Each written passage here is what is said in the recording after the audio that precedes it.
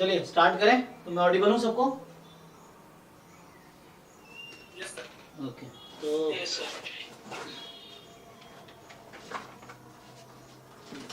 Charge पे लगा दूं।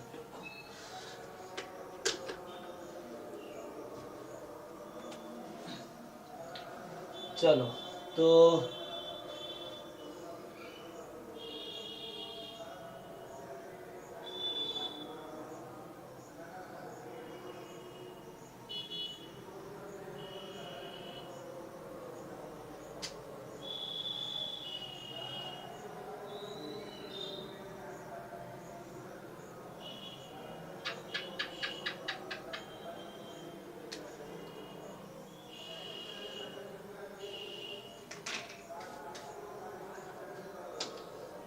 ओके तो कैसे करें?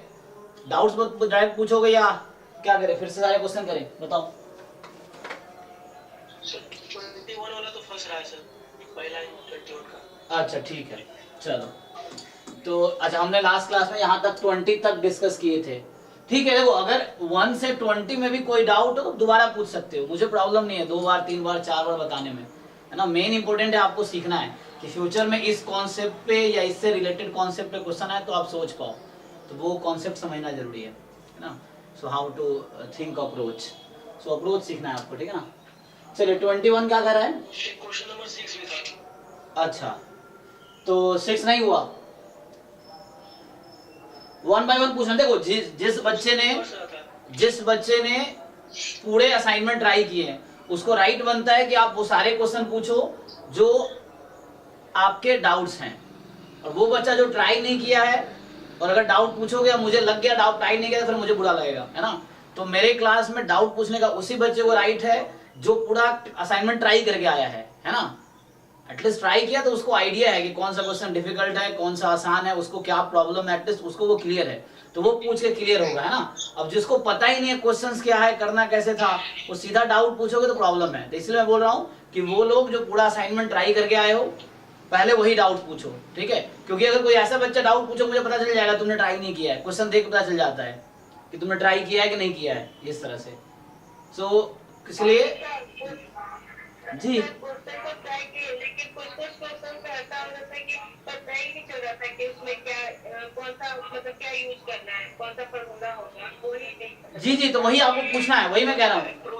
हाँ वो आप पूछो, वही मैं कह रहा हूँ, अगर ट्राई करके आए हो तो आपको ये पता है कि ये क्वेश्चन में प्रॉब्लम है, आपको वही बोलना चाह रहा हूँ। जिसने ट्राई नहीं किया उसको पता ही नहीं किसमें, उसके सारे डाउट्स ही होंगे फिर तो, ऐसा है। तो अगर आप ट्राई करके आओ तो आप पूछो। बिल्कुल बिल्कुल, देखो हो सकता है एक भी क्वेश्चन ना हुआ हो, कोई दिक्कत नहीं। अगर आपने ट्राई किया है मतलब खुद से ऑनेस्ट रहो, ये नहीं कह रहा हूँ कि एग्जाम तुम्हें देना है तो ये एंट्रेंस क्या है, खुद के साथ ऑनेस्ट रहोगे तो खुद का रिजल्ट होगा, नहीं तो बाद में तुम्हें पता चल जाएगा तुम कितने ऑनेस्ट थे खुद के साथ, तो रिजल्ट के साथ पता चल जाएगा तुम्हें। सो क्योंकि तुम में से ही किसी का रिजल्ट होगा। मैं फिर से कह रहा हूँ 3000 बच्चा एग्जाम दे रहा है जैम का, उस 3000 में से ही बच्चों का 200 बच्चों का एडमिशन होगा, है ना। टोटल आईआईटीज के अराउंड 150-200 सीटें हैं, बाकी एनआईटी हो गई और भी टोटल सीटें तो बहुत ज्यादा बढ़ गई हैं अब, इस बार तो काफी ऐड हो गया है। ट्रिपल आईटी एनआईटीज में बहुत सारे ऑप्शंस आ गए हैं, MSc data science, MSc artificial intelligence, क्या क्या आ गया है, एमएससी मैथमेटिक्स में एडमिशन मिल रहा है। इस तरह से बहुत सारे कोर्सेज इस बार ऐड हुए हैं। ट्रिपल आईटी भी अब आ गई है, पहले सिर्फ आईआईटी में एडमिशन होता था, अब एनआईटी में भी है। एक ट्रिपल आईटी होता है, Indian institute of information technology, है ना। जैसे ट्रिपल आईटी लखनऊ ऑफर कर रही है 3 course, MSc mathematics, MSc data science और एक और एमएससी कुछ है I think economics and management something. तो इस तरह के कोर्सेज हैं, तो बहुत सारे अब सीटें मतलब अराउंड इस बार मुझे 500 प्लस हो जाएगा, सब मिला दे तो आईआईटी एनआईटी ट्रिपल आईटी मिला दे तो 500 प्लस सीटें हो जाएंगी। 3000 बच्चा ही है और मुश्किल से 500 बच्चा सीरियस होगा, बाकी तो ऐसे एग्जाम देता है। सीरियस का मतलब वो बच्चे जो पूरे साल एक बार सिलेबस कवर करते हैं, प्रीवियस पेपर ट्राई करते हैं और टेस्ट देते हैं ना, ये सीरियस होंगे।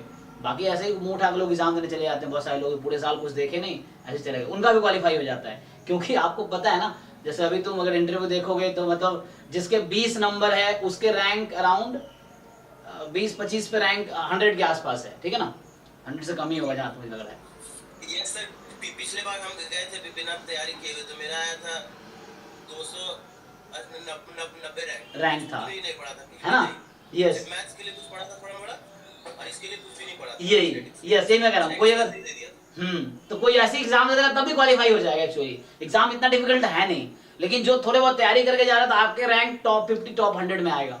आपको लग रहा है 3000 बच्चे एग्जाम दे रहे हैं, लेकिन तैयारी मुश्किल से 400-500 बच्चा ही कर रहा है, बाकी सब ऐसे एग्जाम बस दे रहा है। और वो भी जो एग्जाम दे रहा है उसका भी क्वालिफाई हो जाता है, ऐसा है। क्योंकि अगर तुम खुद पे भरोसा है तुम्हें कि तुमने, है ना, तुम्हारा वो लेवल है स्टार्टिंग से, तो वैसे ही क्वालिफाई हो जाएगा। बीएससी में तुम ढंग से पढ़ा है तो भी हो जाता है क्वालिफाई। लेकिन वो बच्चा जो पूरे साल तैयारी किया है ना, एटलीस्ट जिसने प्रीवियस ईयर पेपर पूरा ढंग से कर लिया ना, उतना कर पा रहे हो, मेन तो वही है ना। अब मान लो कोई किसी कोचिंग में गया, मटेरियल बहुत सारा है, लेकिन मटेरियल है, लेकिन अगर तुम्हें वो समझ ही नहीं आ रहा मटेरियल को सॉल्व कैसे करना है, तो क्या करोगे उस मटेरियल का, समझ लो ना। अगर तुम्हारे पास बहुत सारे क्वेश्चंस हैं, बहुत सारे असाइनमेंट है, बहुत सारे टेस्ट है, लेकिन उसका करोगे क्या जब ना टीचर को आ रहा है सॉल्व करना, तुम्हें आ रहा है सॉल्व करना, तो उसका करोगे क्या फिर। तो मेन वो है कि तुम्हें पहले सिलेबस क्लियर हो, उसके बाद तुम क्वेश्चंस करो प्रीवियस ईयर का। अब तुम क्वेश्चन सॉल्व कर ही नहीं पाओगे तो उस क्वेश्चन का फायदा क्या है, ये चीज। तो इसीलिए मतलब प्रीवियस ईयर पेपर ढंग से अगर कर लोगे ना तो तुम अच्छा रैंक ले आओगे। ये चीजें हैं तो डिफिकल्ट नहीं है, jam MS is very easy. ठीक है, कंटिन्यू करते हैं सर। जी। सर इस क्वेश्चन में सर जो मेरा आंसर आ रहा था सर, इसमें पीबी निकालना है जी सर, ये मेरा सर इंटरवल में आ रहा था सर। हाँ, 5 से लेके इसका 18/25 के बीच इंटरवल ही आएगा। लेकिन सर इसके आंसर में सर बस इसने एक ही डिस्क्रिप्ट दे दिया है। हाँ, तो मैं सॉल्व करके दिखाता हूँ, हो सकता है उसने गलत आंसर दिया हो, या हालांकि सॉल्यूशन बुक भी है, देखो सॉल्यूशन बुक ड्राइव में अपलोडेड है, आप जाओगे उसमें एक है PYQ IIT JAM MS, उसमें ईयर वाइज पेपर्स हैं, और एक है PYQ IIT JAM के टॉपिक वाइज, दो फोल्डर है ना। तो IIT JAM MS जो PYQ नाम से, PYQ IIT JAM MS नाम का फोल्डर है, उसमें सॉल्यूशन बुक भी है अपलोडेड है, उसमें 2005 से 18 तक का जो सॉल्यूशन बुक है वो भी है, तो वहां भी आप देख सकते हो। लेकिन सॉल्यूशन देखना इंपॉर्टेंट नहीं, इंपॉर्टेंट है आपको समझ आए और वैसा क्वेश्चन फ्यूचर में मिले तो आप कर पाओ।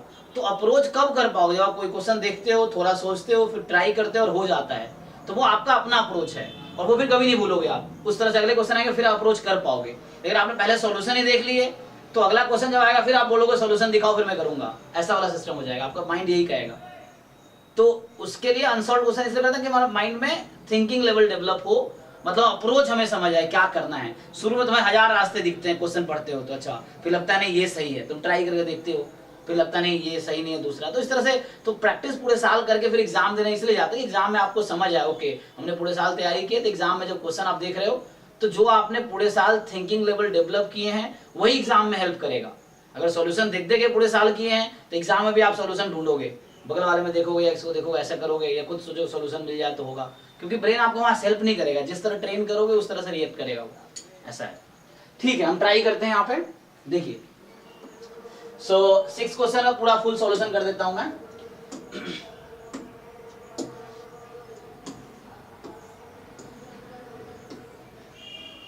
और हमारे पास काफी अच्छे बच्चे इस बार भी हैं, हर साल रहते हैं ना, इस बार भी काफी पिछले बार से बेटर ही है। सो मैं तो अभी कह ही रहा था उसमें कि जैम 2022 के एग्जाम में हमारे यहाँ से 3rd रैंक था श्रुति सराफ का 2022 के जैम में। जैम 2023 में हमारे यहाँ से 2nd रैंक था संबित घोष का। और इस बार मुझे ऐसा क्यों लग रहा है 1st रैंक आ जाएगा, है ना, ऐसा भी हो सकता है, क्योंकि किसका रैंक आएगा, जो तैयारी कर रहा है। तो अगर हमारे यहाँ बच्चे तैयारी कर रहे हैं, बच्चा अच्छा है, उसको खुद पे भरोसा है और पूरी अपने जी जान से मेहनत कर रहा है, तो उसका ही रैंक आएगा। नया बाहर के बच्चे थोड़ी आएंगे, और कोई PhD करके एग्जाम थोड़ी दे रहा है, जो भी एग्जाम दे रहा है सब BSc वाले लोग हैं ज्यादातर, कुछ लोग हैं जो MSc वाले भी, लेकिन कोई फर्क नहीं पड़ता है ना, ज्यादातर आपके जैसे ही लोग हैं, तो सब आपके लेवल के ही हैं। डिफिकल्ट है, सबके लिए डिफिकल्ट है, तो फिर 50 नंबर जो ले आता है वो टॉप 10 में आ जाता है ना। आपने देखा ही 59 पे 1st रैंक है, 58 2nd रैंक है। तो कहने का मतलब ये है मेरा कि आप अगर तैयारी कर रहे हो तो आपका ही रैंक आएगा, सिंपल। तो वो मैं एक क्रोनोलॉजी बता रहा हूँ, है ना, कि जैम 2022 में 3rd रैंक था मेरे स्टूडेंट का, जैम 2023 में 2nd रैंक था, अब इस बार देखो 1st रैंक आ सकता, मुझे ऐसा लग रहा है ना। तो इस तरह से है। सो आप में से ही कोई होगा, चलो तो क्या करते हैं, ये कह रहा है AB भी 2 event such that probability of A given B आपको दे रखा है 0.3, ठीक है, और probability of A given B complement है आपका 0.4, है ना। आप मेरा अप्रोच देखो, मुझे भी सॉल्यूशन नहीं पता, आप देखना कोई भी क्वेश्चन आप पूछोगे। मुझे ज्वाइन कर लीजिए सर। हाँ सर मेरा नेट नहीं चल रहा है। अच्छा, एक मिनट।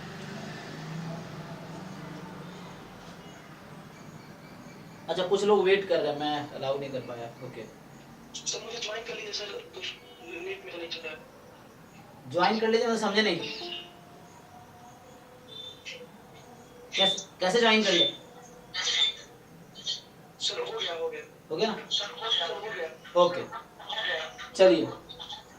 सो मैं ये बोल रहा हूं हमें ए गिवन बी दे रखा है, ए गिवन बी कॉम्प्लीमेंट दे रखा है। तो चलो यहां से पहले हम ट्राई करते हैं हमें क्या चाहिए। सो हमें चाहिए प्रोबेबिलिटी ऑफ बी गिवन ए, ठीक है। महेश आपका माई कौन है?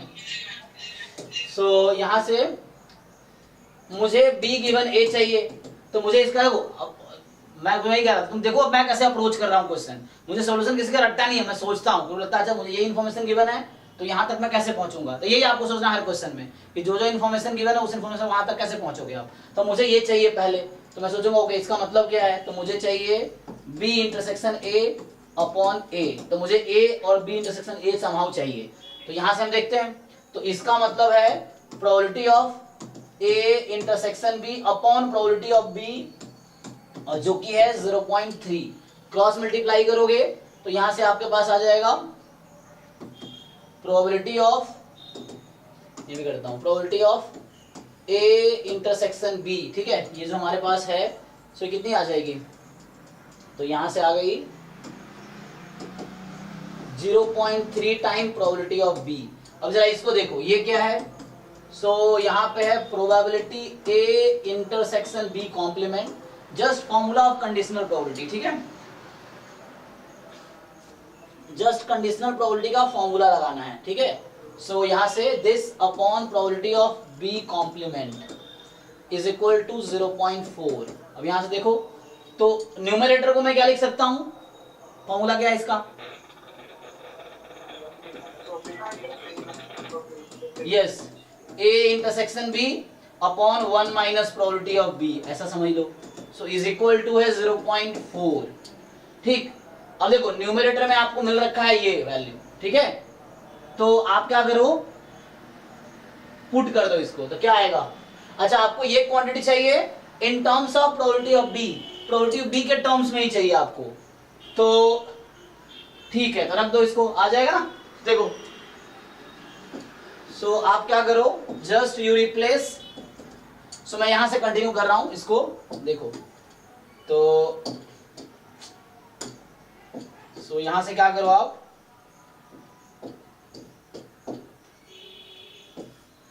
इंप्लाइज प्रोबेबिलिटी ऑफ ए, देखो आप probability of A intersection B के प्लेस पे ये रखोगे 0.3 प्रोबेबिलिटी ऑफ बी। ये कहां से आया, जो पहला इंफॉर्मेशन दे रखा है, एक इंफॉर्मेशन क्वेश्चन में गिवन है, तो इसको यूज करना है हमें। तो यहां से मैंने सिंप्लीफाई किया तो मुझे ये मिला। अब मैं इस ए इंटरसेक्शन बी के प्लेस पे ये रखूंगा 0.3 टाइम प्रोबेबिलिटी ऑफ बी, तो यहां से आएगा और क्रॉस मल्टीप्लाई चाहो तो कर लो, है ना। So upon 1 minus probability of B is equal to 0.4। तो ये तो आपने कर ही रखे होंगे, मेन अगले पार्ट में डाउट होगा, ये पार्ट तो आपने कर ही रखा होगा। सो आगे इसको कंटिन्यू कर लो, तो क्रॉस मल्टीप्लाई कर लो इसको।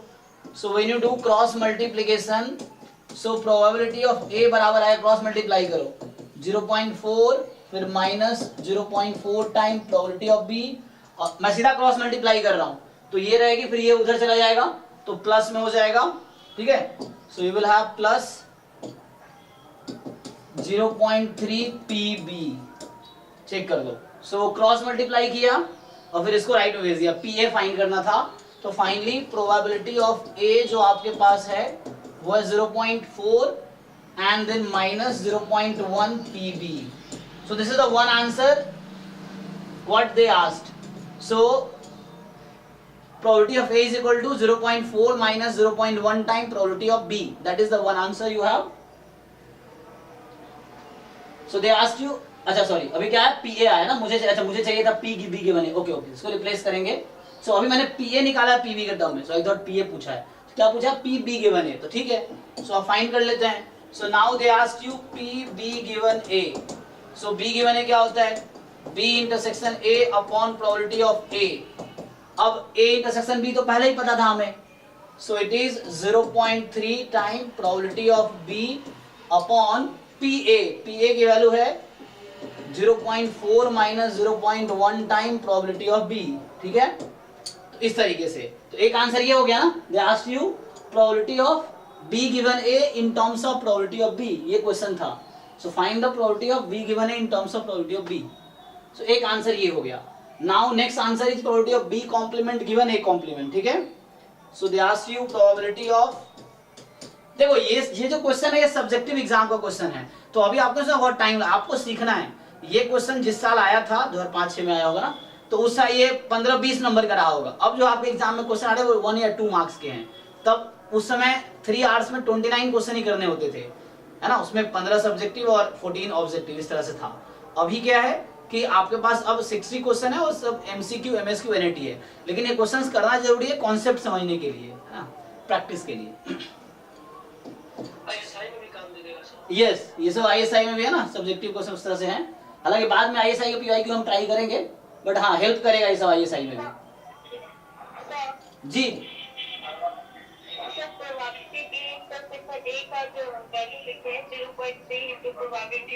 हाँ, ये B इंटरसेक्शन है ना,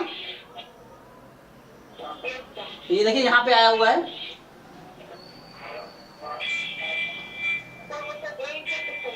हाँ, B इंटरसेक्शन A आपको पता है ना, A इंटरसेक्शन B और B इंटरसेक्शन A सेम रहता है। हाँ, इस यही यूज कर लिया मैंने कि दोनों इक्वल है, तो B इंटरसेक्शन A और A इंटरसेक्शन B इक्वल ही है, इसीलिए, ठीक है। हाँ, तो ये आपका आ गया B गिवन A। अब आपको चाहिए B complement given A complement. So B complement given A complement.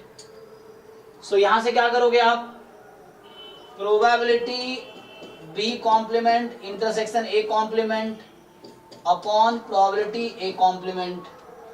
अब ये देखो फिर से आप डी मॉर्गन्स लॉ लगाओगे यहाँ पे, तो इसको क्या लिख सकते हो आप लोग,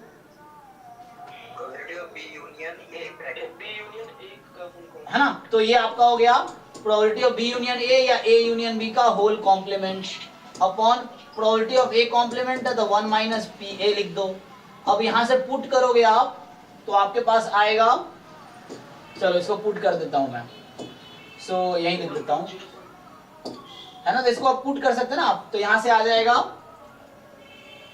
1 minus probability of A union B, है ना, 1 minus probability of A union B, और जो probability of A union B है 0.3 PB। हाँ, तो यहां से नहीं, A union B, union B, A union है, यूनियन, हाँ, तो आपको ओपन करना पड़ेगा इससे, PA plus PB minus PA intersection B, इससे ओपन करना पड़ेगा आपको, अपॉन, ठीक, and then upon 1 minus PA। So बाकी सारी इंफॉर्मेशन आपको अब पता है actually. You already have probability of A in terms of PB. You already have probability of A intersection B in terms of PB. So आप ये दोनों information use करेंगे. So now you have probability of B complement given A complement in terms of PB only. So now you have, so आप इसको replace कर दो. So जब replace करोगे, so 1 minus PA was this, तो आप put कर लो चाहो तो 0. ये हो जाएगा 0.1 टाइम PB. So ये 1 minus PA plus PB, तो plus PB as it is, and minus PA intersection B. So PA intersection B it was here, यहाँ पे है 0.3 टाइम PB, okay, upon आपका 1 minus PA as PA here is the 1 minus 0.4 plus 0.1 time PB, ठीक है। सो अब इसको थोड़ा simplify कर लेते हैं, तो हमारे पास फाइनल क्या आया, so finally I have probability, एक मिनट, हाँ सर ये जो न्यूमरेटर है सर, यस वो मैं थोड़ा मिस्टेक, ये माइनस माइनस कितना हो जाएगा, प्लस, ये प्लस में यही कह रहे ना आप, सर पीबी का भी देखिए सर। एक मिनट, अच्छा वो मैं माइनस ध्यान नहीं रखा ब्रैकेट का है, एक मिनट रुक जाओ, मैं ब्रैकेट फिर से देख लेता हूँ। सो हमने ब्रैकेट का ध्यान नहीं रखा ना, सो 1 माइनस PA, मतलब ब्रैकेट खोल लेना, वो गलती में किया, मैं ब्रैकेट का ध्यान नहीं रखा। So 1 minus PA 0.4 plus 0.1 PB, फिर minus PB and then plus PA intersection B minus, ये बाहर माइनस है इसलिए वो चेंज करना था। सो यहाँ था 0.3 pb। अब ठीक है ना? ओके चलिए, तो हमारे पास फाइनल क्या है? हाँ एक बार ये चेक करना, कई बार सिली मिस्टेक्स मैं भी कर देता हूँ, ये एग्जाम में आपको ही बचना है ना, सबसे होती है, हम इंसान ही है तो गलती। 0.6 तो जी 0.6 बी वाले को एक साथ कर लो। 0.2 pb नहीं टोटल बताओ, पीबी वाला एक साथ कर दो सब। 0.6 PB okay so minus 0.6 PB. Okay और अपॉन में आपके पास 0.6 प्रोबेबिलिटी ऑफ बी। सो अभी क्वेश्चंस में the first question they ask find the probability of B complement given A complement in terms of PB, and एक और पूछा था आपसे probability of B given A in terms of PB. ठीक है, तो वही हमने फाइंड किया था, वो यहाँ आया था 0.3 PB upon 0.4 minus 0.1 PB. So ये क्वेश्चन में आपसे पहला पार्ट ये था कि find this two probabilities in terms of PB. Okay so ये आपका अभी सॉल्व हो गया आया। So find this two using in terms of, अब आपको इनइक्वालिटीज दे रखा है कि b गिवन a 1/4 से 1/3 में है और b complement given a complement 1/4 से 9/16 में है, तो pb की वैल्यू बतानी है आपको। ठीक है, चलिए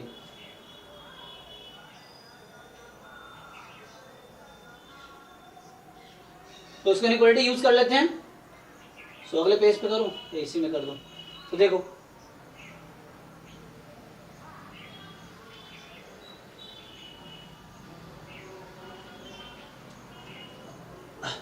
तो यहां से इनइक्वालिटी अगले स्टेप पे करते हैं। Probability of b given a 1/4 से 1/3 है। सो हमें दे रखा है probability b given a more than equal to 1/4 less than equal to 1/3। ठीक है, ये वैल्यू है।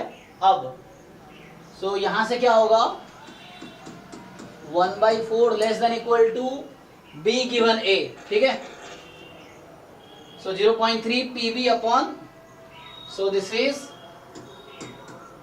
0.3 pb अपॉन 0.1 माइनस, ठीक है ना, नहीं 0.4 माइनस 0.1 pb, तो 0.4 माइनस 0.1 pb।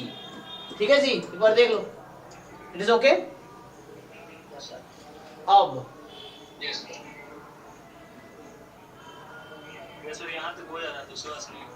इसके बाद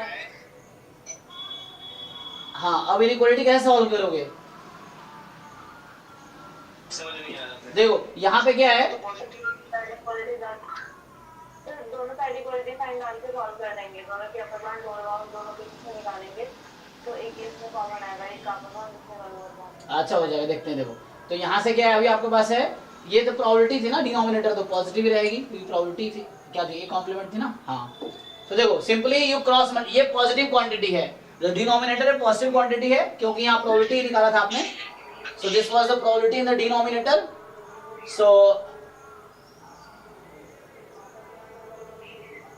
ठीक है, सो इसको एक बार देख लो।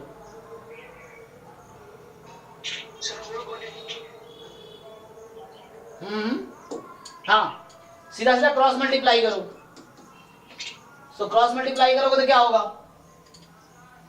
तो यहां से आएगा तुम्हारे पास, नहीं चेंज क्यों होगा, मतलब इसको ऐसा रखो 0.3 pb, so less than equal to 1/3 times 0.4 minus 0.1 pb, और इधर होगा more than equal to 1/4 0.4 minus 0.1 pb। समझा क्या हुआ? सो ये 0.3 टाइम्स pb, ठीक है ना। सो सर पॉइंट हटा देते हैं ना पहले, इजी होगा। हाँ पॉइंट हटा सकते हैं। सो इस तरह से हो गया, ठीक है ना, ये सब्जेक्टिव एग्जाम का क्वेश्चन है, स्टिल समझो उसको। सो यहां तक ठीक है। अब तुम क्या करोगे, पीबी को एक साथ लाने की कोशिश करोगे, तो उसके लिए पहले क्या करो, दोनों इक्वलिटी को अलग अलग कर लो, पहले इसको और इसका कॉमन सॉल्यूशन देख लो, है ना।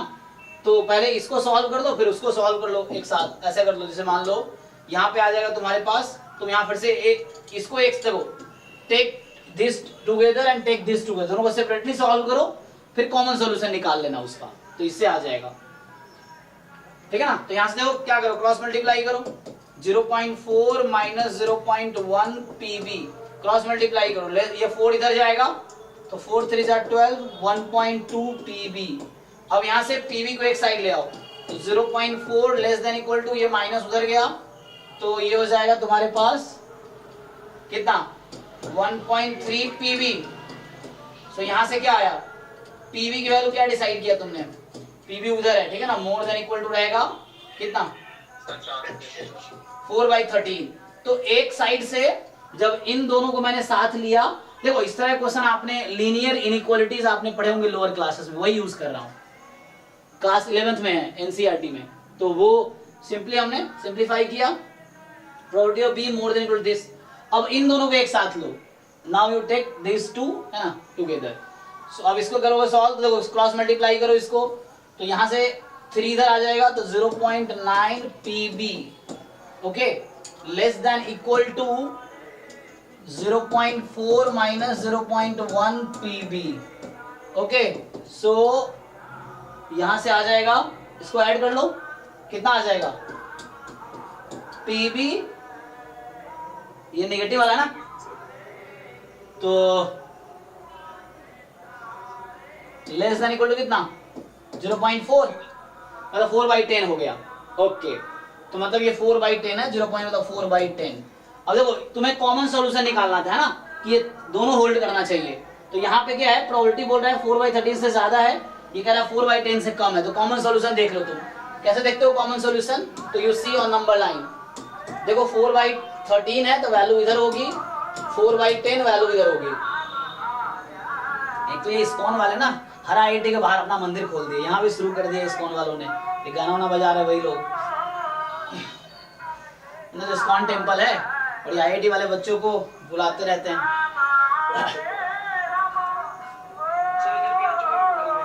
हाँ हर जगह, मतलब जो भी अच्छे अच्छे इंस्टीट्यूट है इंडिया के, उसके बाहर तुम देखना इस्कॉन वाले खोलते हैं, फिर वही जहाँ भजन करते हैं लोग, फिर बच्चे उसी के साथ काम करने लगते हैं, पेरेंट वेरेंट छोड़ के, जॉब छोड़ के।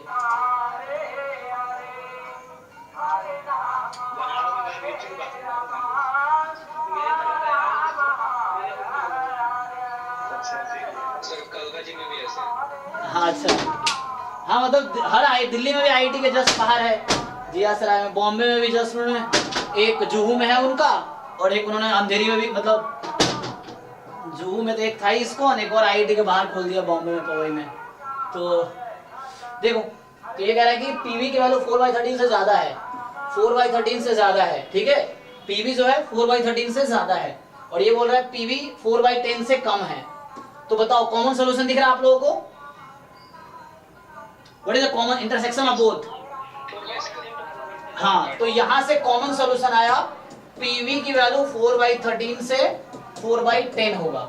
ये सब चीजें आपको थोड़ा बहुत लग रहा होगा, क्लास 11 12 में भी आपने इनइक्वालिटी इस तरह सॉल्व किया होगा, क्वाड्रेटिक इनइक्वालिटीज या लीनियर इनइक्वालिटीज उस तरह सॉल्व करा। अच्छा ठीक है, अभी एक पार्ट किया हमने अभी, तो हमारा एक पार्ट से आया, मतलब बस पी गिवन ए लिखा ना अभी। तो अब दूसरा एक और रिजल्ट था हमारे पास, उसको देखते हैं। तो अभी ये कंक्लूजन निकला इससे, और वो भी प्रूव होना चाहिए ना, तो दूसरा कंडीशन भी था, एक और था कि जो ये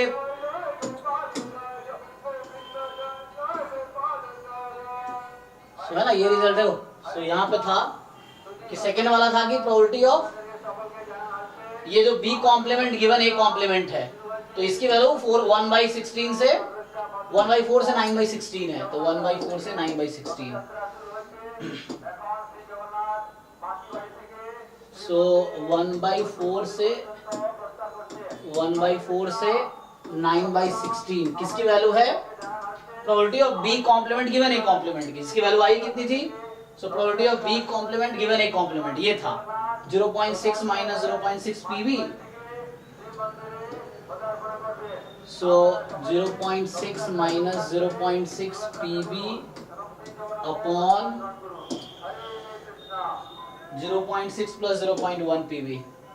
सो 0.6 प्लस 0.1 पीवी। ठीक है, यहाँ तक सिमिलरली सॉल्व करेंगे। देखिए, तो आप इसको एक साथ उसको एक साथ कर लो, कैसे भी समझ आ रहा है ना। तो पहले इन दोनों को एक साथ लो, उसको सॉल्व करो, फिर इन दोनों को एक साथ लो, उसको सॉल्व करो। सो इनइक्वालिटी सॉल्व करो, तो यहाँ 1/4 time 0.6 plus 0.1 PB less than equal to 0.6 minus 0.6 PB. Okay, बस देखते रहो ध्यान से।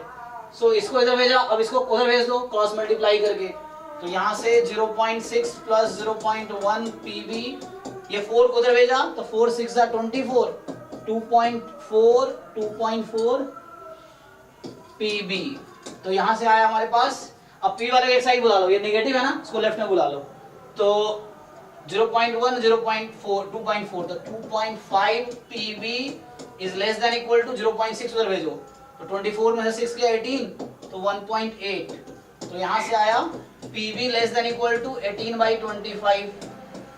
एक आया, ये इस पार्ट से आया। अब इन दोनों को एक साथ करेंगे सॉल्व, एंड तो अब आगे जब इन दोनों को एक साथ लो, क्रॉस मल्टीप्लाई करो, तो 9/16 है ना, तो क्रॉस मल्टीप्लाई 16 से मल्टीप्लाई करो, तो 9 पॉइंट दूसरे वाले से 2/5 आएगा सर। अच्छा ठीक है, करके देख लेते एक बारी, तो वेरीफाई कर लेना।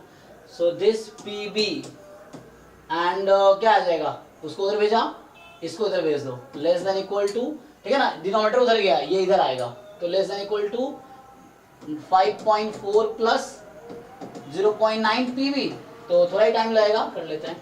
सो इधर इसको उधर भेज दो, इसको उधर बुलाओ, 9.6 minus 5.4 4.2। Okay, and less than equal to 9.6 और 0.9, तो ये आपका आ जाएगा, कितना आ गया, 10.5। ओके, 10.5 पीबी, तो नेगेटिव है पॉजिटिव हो गया। सो यहाँ से पीबी को जो value I that is more than, इधर ज्यादा है ना, तो मोर देन इक्वल टू 42/105। ठीक है, कैंसिल कर दो इसको, 21 से कटेगा,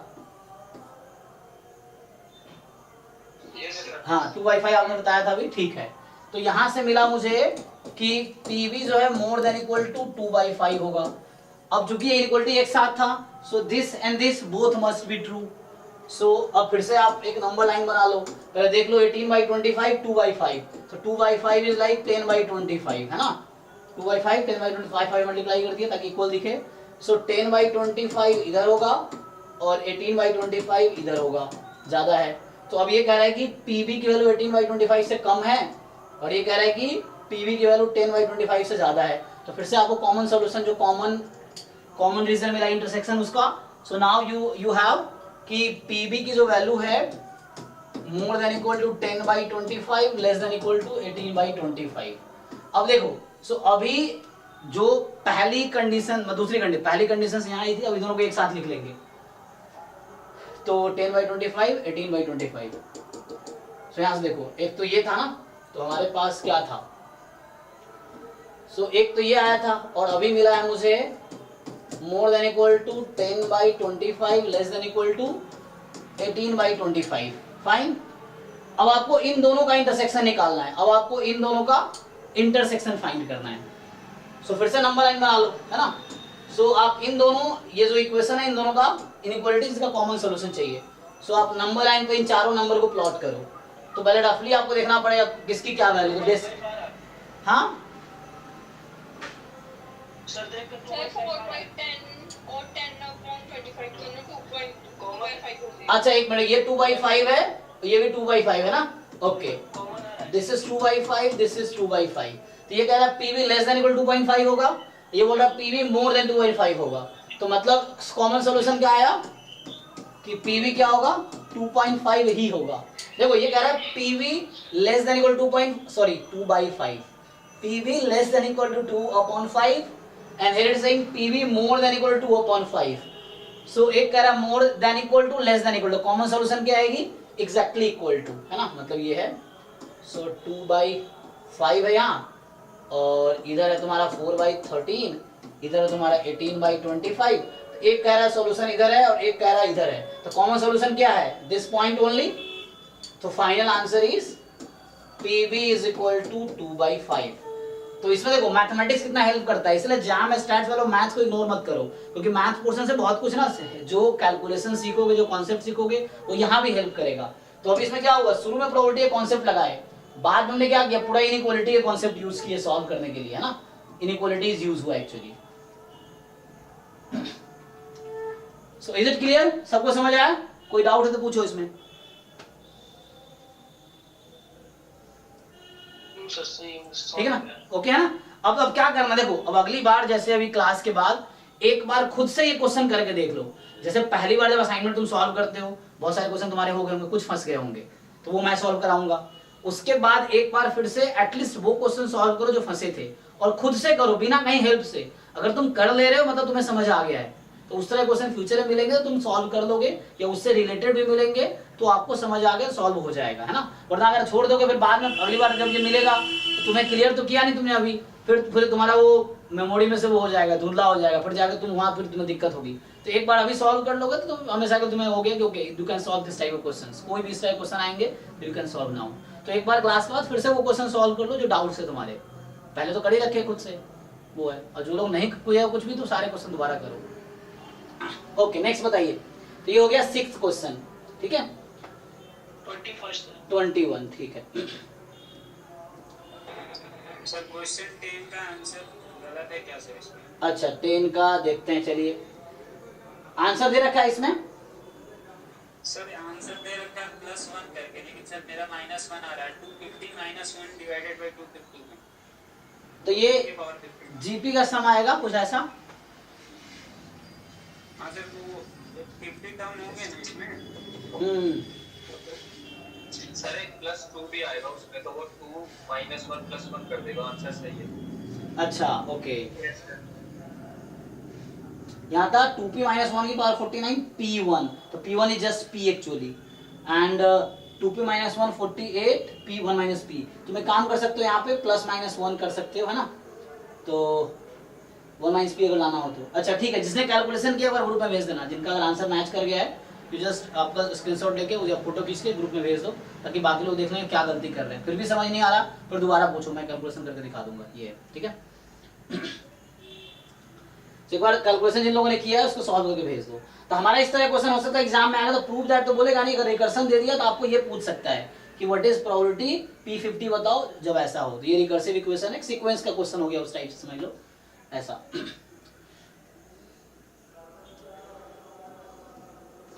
और डाउट पूछने में शर्माओ नहीं, तुम्हारे जो भी क्वेश्चन डाउट है पूछो। अगर तुमने ट्राई किया तुम कॉन्फिडेंटली डाउट पूछो, कोई दिक्कत नहीं है, ठीक है ना?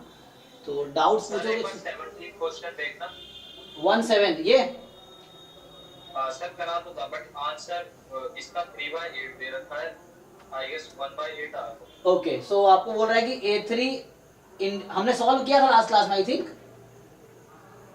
हाँ मिस्टेक है, आंसर मिस्टेक है, यस यस 1/8 आता, मैंने भी लास्ट क्लास में किया था 1/8 आया, पिछले क्लास में सॉल्व किया, वीडियो देखना नोट्स देखना। तो ये सही है, इसका आंसर गलत देख रहा है सर, है ना? मैंने भी सॉल्व किया था 1/8 ही आया था आई थिंक। हाँ आंसर गलत। चलो 21 कह रहा है कि 10% of the bolts produced in a factory are defective, ठीक है? तो जितनी मैन्युफैक्चर प्रोडक्ट होती है उस फैक्ट्री से उसमें 10% डिफेक्टिव है, मतलब 90% आर गुड, ठीक है? सो 90% गुड है एंड 10% डिफेक्टिव है।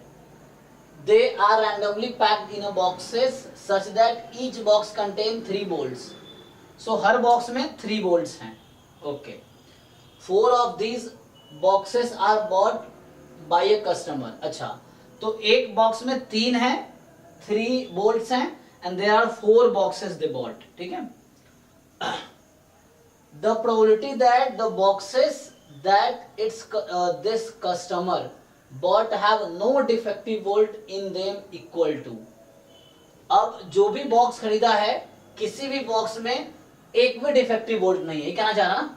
ओके चलो, तो इसने कहा है कि there is no defective bolts in them.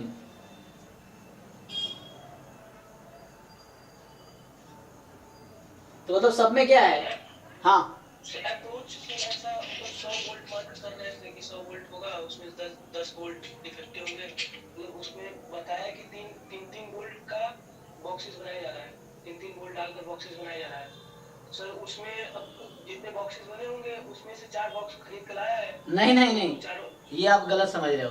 वो बस डेटा जो दिया है कि 10% of the bolts are defective. मतलब ये जरूरी नहीं कि 10 ही बना रहा है, हो सकता है 100 ही बना रहा है, हो सकता है वो 10 बना रहा हो एक्चुअली, तो 10 में एक डिफेक्टिव है, ये कहना चाह रहा है। तो actually probability of being defective ये नहीं कि 100 ही है, वो फिक्स नहीं हो, कितने भी हो सकता है।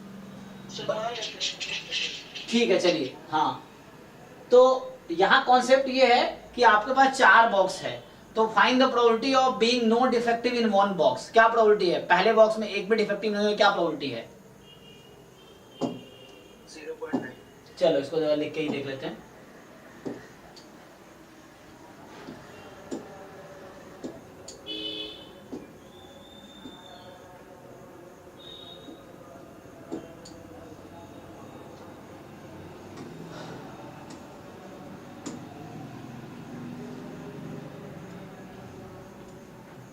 ठीक है, तो 10% of the volt produce in factory are defective. ठीक है, तो यहाँ पे क्या है कि 10% वोल्ट जो है फैक्ट्री में जो प्रोड्यूस है डिफेक्टिव है एक्चुअली।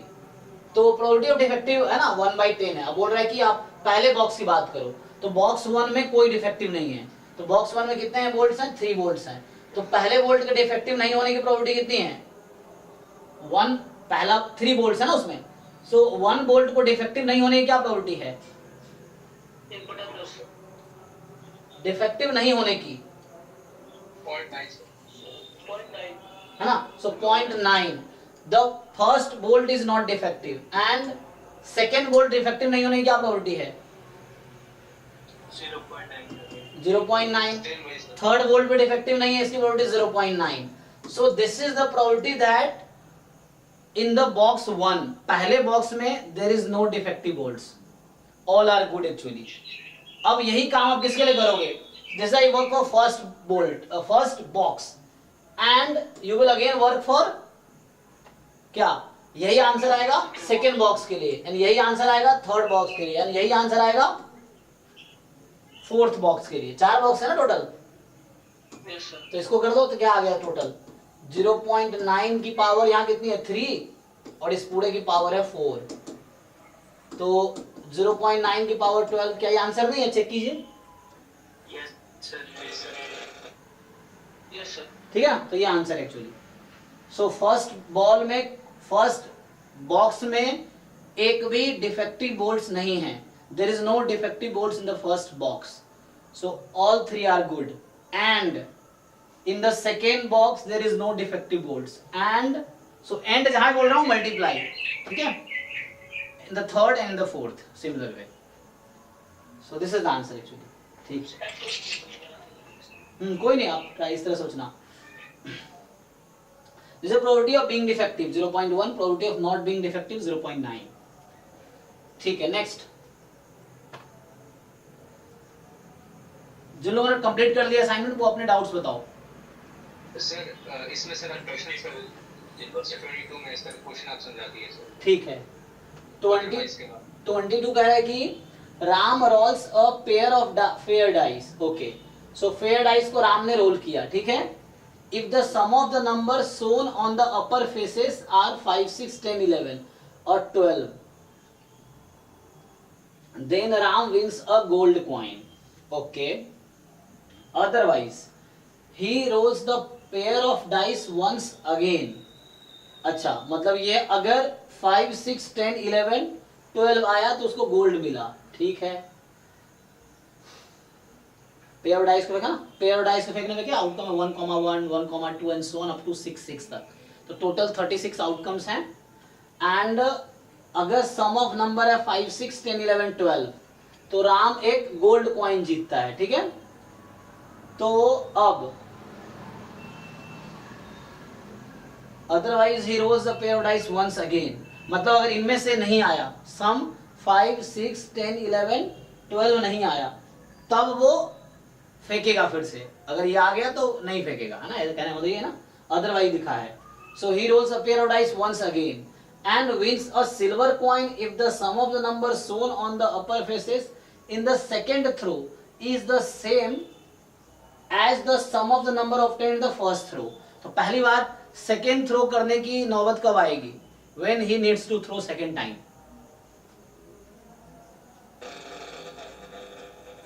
जब पहली बारी में 5, 6, 10 तो 11 ना आया हो। हाँ 12 ना आया हो, मतलब 1 2 3 4 है ना, इस तरह से 7।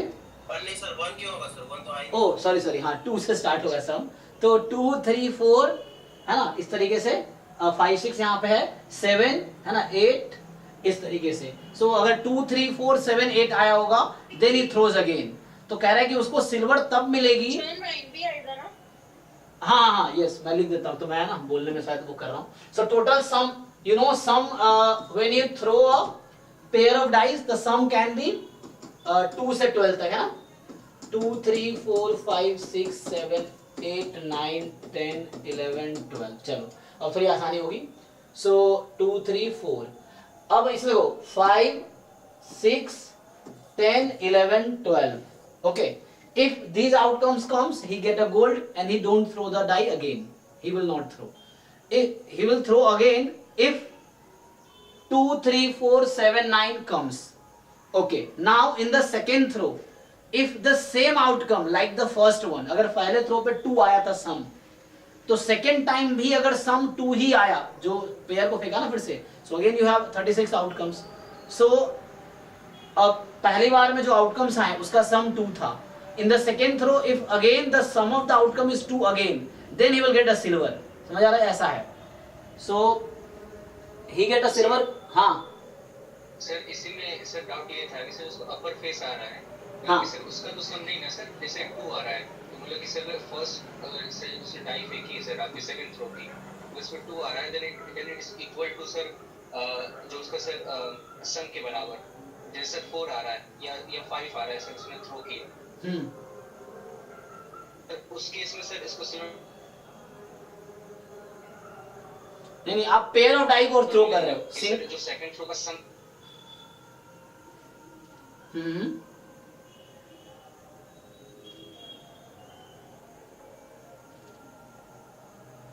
नहीं समझ नहीं आया क्वेश्चन आपका मुझे। सर मैं आपसे कह ये रहा था ना कि सर जो इसका सम आ रहा है 5 और 6 10 11 और 12, यस अगर ये नहीं आएगा तो सर ये आएगा सर आपका दूसरी बार फेंकने के लिए। यस लेकिन सर अगर इसको सर सिल्वर तब मिलेगा जब ये कह रहा है कि upper face in the second throw, upper face, हाँ। तो सर ये पहले की sir upper face in the second throw is the same as the sum of the first throw. Sir समझ गया क्वेश्चन। वो सम ही मतलब पेयर फेंक रहा है ना, तो मतलब वो सम से ही है उसका क्वेश्चन एक्चुअली। सर ये कह रहा है कि सर अगर पहली बार हम लोग फेंक रहे हैं मतलब दो डाइस को, हाँ 5 6 10 11 12 आ रहा है तो गोल्ड मिल रहा है। यस अगर ये ऐसा नहीं आ रहा है पहले थ्रो में, यस दोनों डाई को फेंकने के बाद, तब जब हम लोग दूसरा बार फेंकने जा रहे हैं दोनों डाइस को, हाँ तो ऊपर वाला जो 5 6 10 11 12 आएगा तो तब सिल्वर कॉइन मिलेगा, मतलब दूसरे थ्रो में। नहीं, एक minute. Wins a silver coin if the sum of the numbers shown on the upper faces in the second throw is the same as the sum of the numbers in the first throw. तो 5 6 11 12 ना तो पहली बार में आएगा और ना ही दूसरी बार में आएगा। गोल्ड अगर सिल्वर मिलेगा तो मतलब अगर सिल्वर उसको मिल रहा है तो दूसरी बार में ये नहीं आएगा, नहीं आ सकता ना। नहीं सर, पहली बार में अगर नहीं आया, हाँ। दूसरी बार में फेंकेगा तो ए आएगा तभी सिल्वर मिलेगा। सर वही कह रहा है। अच्छा ऐसा कह रहा है, एक बार पढ़ लेता हूँ फिर से मैं। कह रहा है कि अच्छा ठीक है, वो इंग्लिश का दिक्कत हो सकता है और चेक कर लेते हैं, ठीक है फिर से। तो कह रहा है कि अगर उसने पहली बार sum of the number shown on the upper face 5 6 10 11 12 है तो Ram wins a gold coin, okay.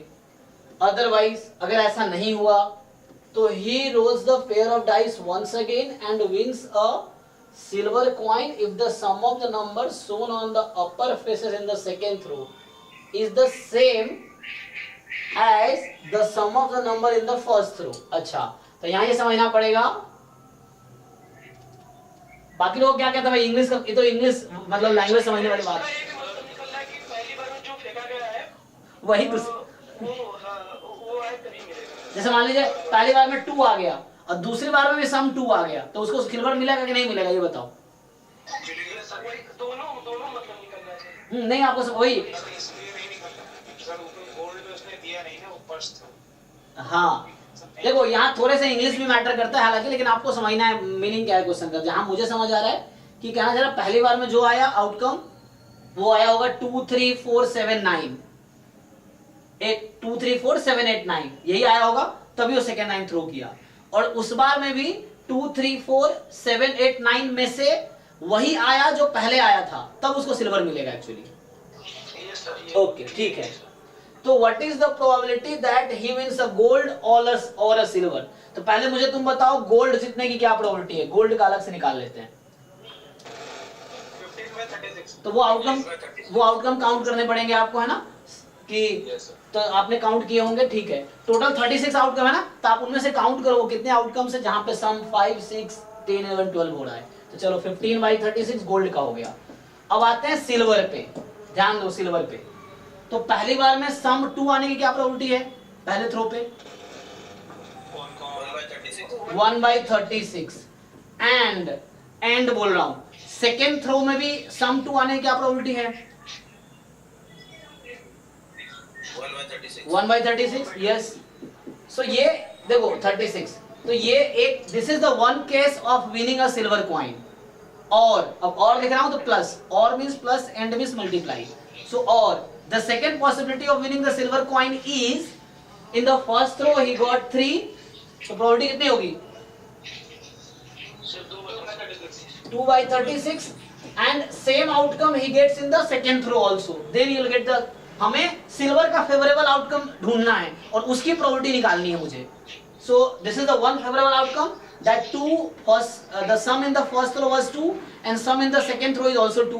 Sum in the first throw is 3 and in the second throw is sum is also 3. So then you will get this plus sum 4 के लिए 3/36 plus sum 7 के लिए 6/36 into 6/36 same outcome आएगा। Then some 8 के लिए 5/36, so 5/36, 5/36 and the last is sum 9, 4/36। देखो यहां से आंसर आ जाएगा। Now this is a probability of winning gold, this is a probability of winning silver. Now you add both, वही पूछा ना, win गोल्ड और सिल्वर दोनों का इंटरसेक्शन एम्प्टी है। अगर गोल्ड जीतेगा तो सिल्वर जीतने की नौबत नहीं आएगी, क्योंकि गोल्ड जीत गया तो गेम स्टॉप हो गया। सो ए और भी है ना, ए यूनियन बी की प्रोबेबिलिटी चाहिए था, जी यूनियन एस की प्रोबेबिलिटी चाहिए था। तो probability of G union S is equal to probability of G plus probability of S, because G and S are disjoint, so both can not occur simultaneously.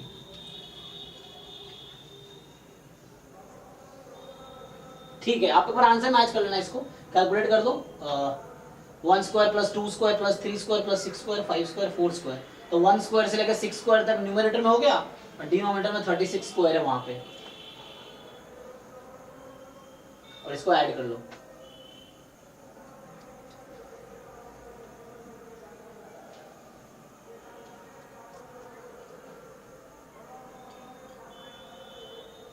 चलो सो आगे बढ़े, अभी doubt है तो पूछो कुछ।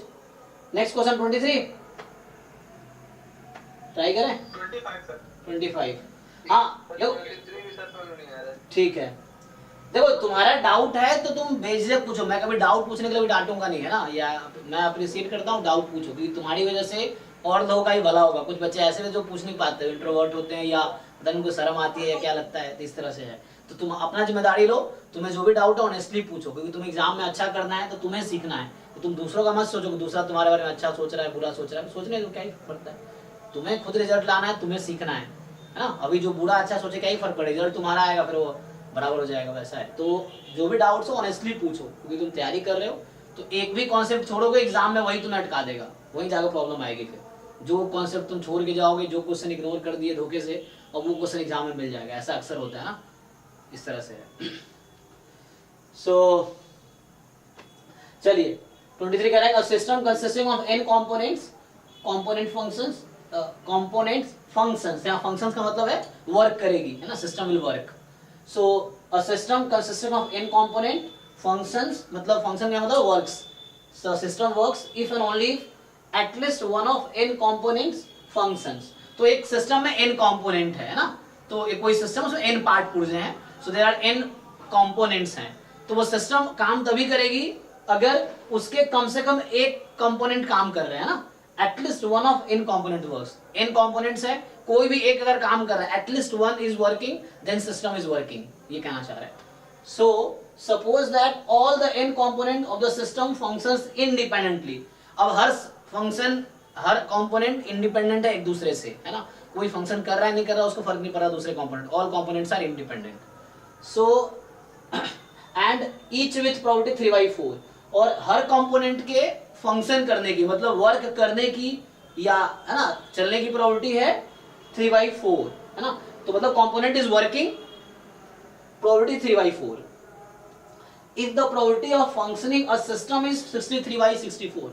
अब पहले कंपोनेंट के वर्क करने की प्रॉपर्टी है 3/4, each component works with property 3/4 and the system works, this property is 63/64. The question is find the value of n. तो आपको बताना है कि उस सिस्टम में कितने कंपोनेंट है. ठीक है, तो ये एप्लीकेशन हो गया, मतलब वर्ड प्रॉब्लम है. एक्चुअली बाइनोमियल का क्वेश्चन है, अलग ये बाइनोमियल डिस्ट्रीब्यूशन का है. और मैं फिर से बता दूं, इस तरह क्वेश्चन क्लास 12th में भी है, वहां पे हाँ ऐसे क्वेश्चंस है वहां भी क्लास 12th के. आप देखो मिसलेनियस में. हाँ, यस, फेलियर सक्सेस बेस्ड है. तो यहाँ पे सिस्टम इज फंक्शनिंग मतलब working is success, not working is failure. इस तरह से करते हैं. देखो तो मैं इधर सॉल्व कर देता हूँ. मतलब ये क्वेश्चन ऐसे आसान है, लेकिन लैंग्वेज को मैथमेटिकली कन्वर्ट करना थोड़ा डिफिकल्ट है. सो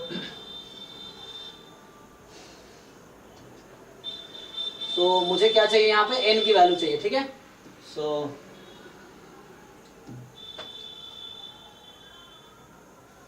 तो देखो कोई सिस्टम है, तो इस तरह का सिस्टम हो जाए, तुम एक पैरेलल, तुम फिजिक्स में पढ़े हो थोड़े बहुत, एक मतलब इसके जो कंपोनेंट्स है कैसे अरेंज है, पैरेलल में या सीरीज में.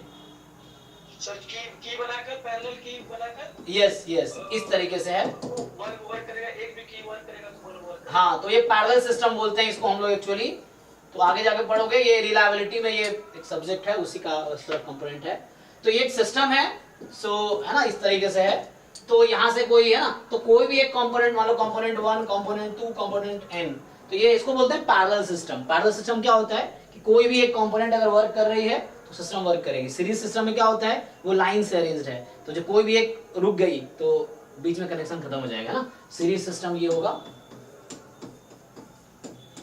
मतलब इस तरह सीरीज में अरेंज्ड है कंपोनेंट्स. तो कोई भी एक कंपोनेंट काम करना बंद कर दिया तो सिस्टम काम करना बंद कर देगा, तो उसको सीरीज सिस्टम बोलते हैं. उसमें ऐसा लिखा होता, अगर जब सीरीज सिस्टम होगा तो वहां लिखा रहेगा कि system works if and only if each component works.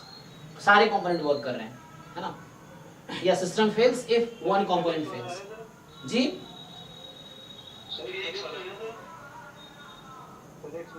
हाँ, फिजिक्स में थोड़ा सा हमने वहां पढ़ा होगा, मैं थोड़ा रिलेट कर रहा हूँ उससे, लेकिन आप हाँ ये ऐसे आप इधर समझ भी सकते हो कि इसमें कहा है कि कोई भी एक कंपोनेंट वर्क कर रही है तो सिस्टम विल वर्क. ठीक है ना, इस तरीके से. सेमीकंडक्टर बेस्ड हो सकता है, जैसे की बना ले, की बना के कर सकते हैं. हाँ, वैसे ही था. तो हमें हालांकि फिजिक्स में जाना नहीं है, हमें मैथमेटिकली समझ में एक दिमाग में आइडिया रहेगा, इसलिए मैंने बता दिया, वरना इसकी जरूरत नहीं है यहाँ पे. देखो अब आपके पास क्या है, तो मान लो मैं x लेता हूँ रैंडम वेरिएबल की नंबर ऑफ वर्किंग कंपोनेंट्स. अब देखो जी, सर इसको हम लोग 1 माइनस कोई वर्क नहीं कर रहा से कर सकते हैं. यस वही करेंगे, हम उससे ही करेंगे. यस. चलो मैं पहले डिफाइन नहीं करता हूँ, मैं पहले सीधा स्टार्ट, मान लो सॉल्व करना आप स्टार्ट करोगे. तो आपसे पूछा है क्या probability system is working. So it is given that system is working, मतलब फंक्शनिंग मतलब वर्किंग. This probability is 63/64. अब आपको समझना है कि सिस्टम इज वर्किंग का क्या मतलब है. तो क्वेश्चन में लिखा हुआ है कि system is working if and only at least one of the n component is working. तो यहाँ प्रोबेबिलिटी हो गया कि at least one of n component is working. ठीक, so this probability is 63/64. so यहाँ से क्या होगा, अब इसका कॉम्प्लीमेंट ले लो, है ना. तो एटलीस्ट वन कंपोनेंट वर्क्स, तो इसका कॉम्प्लीमेंट क्या होगा, 1 माइनस प्रोबेबिलिटी. यहाँ मैं क्या लिखूं वर्ड में, है ना. सो नो कंपोनेंट वर्क्स, है ना. कॉम्प्लीमेंट का मतलब no component work. This probability is 63/64। तो ये इवेंट ई था, तो ये ई कॉम्प्लीमेंट है। ई में एटलीस्ट वन कॉम्पोनेंट वर्क, तो 1 2 3 4 और n है ना, एटलीस्ट वन वर्क्स, तो कॉम्प्लीमेंट हो जाएगा, no of the component works. So अब देखो 1 माइनस, मान लो कंपोनेंट वर्क करने की प्रोबेबिलिटी दे रखा है ना, कंपोनेंट वर्क करने की प्रोबेबिलिटी कितनी है 3/4। तो कोई एक कंपोनेंट वर्क नहीं कर रहा, उसकी प्रोबेबिलिटी कितनी है 1/4। सो कोई कंपोनेंट काम नहीं कर रहा है, तो first component doesn't work, probability is 1/4। Second component doesn't work, probability 1/4। Third component doesn't work, 1/4। सो इस तरह से इक्वल टू 63, अच्छा सॉरी यहाँ पे था प्रोबेबिलिटी ऑफ दिस, ओके ठीक है, तो इक्वल टू है ना। तो अब इसको सॉल्व करके n निकालोगे आप लोग, बताओ। 5 सर n 3 आ जाएगा। ओके, तो 1 माइनस ये हो गया 1/4 की पावर n बराबर 63/64। तो यहाँ से आ गया 1/4 की power n is equal to 1/64। तो यहाँ से देख लो n बराबर 3 आ गया। तो answer is the system has 3 components. तो उस सिस्टम में 3 कंपोनेंट है एक्चुअली।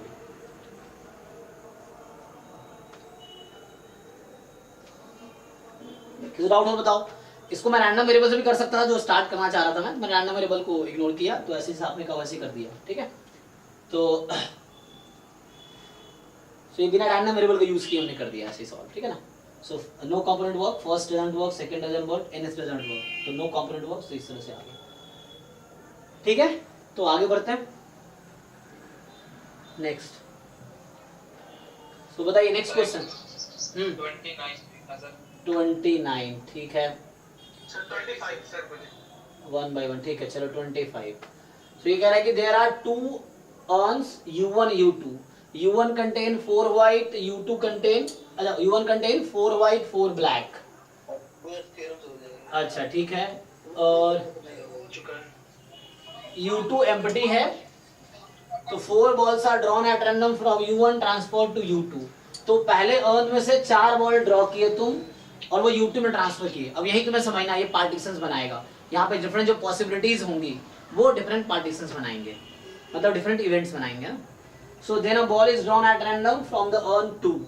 पहले तुम क्या किए, पहले बॉक्स में से दूसरे बॉक्स में 4 बॉल ट्रांसफर किए, ठीक है।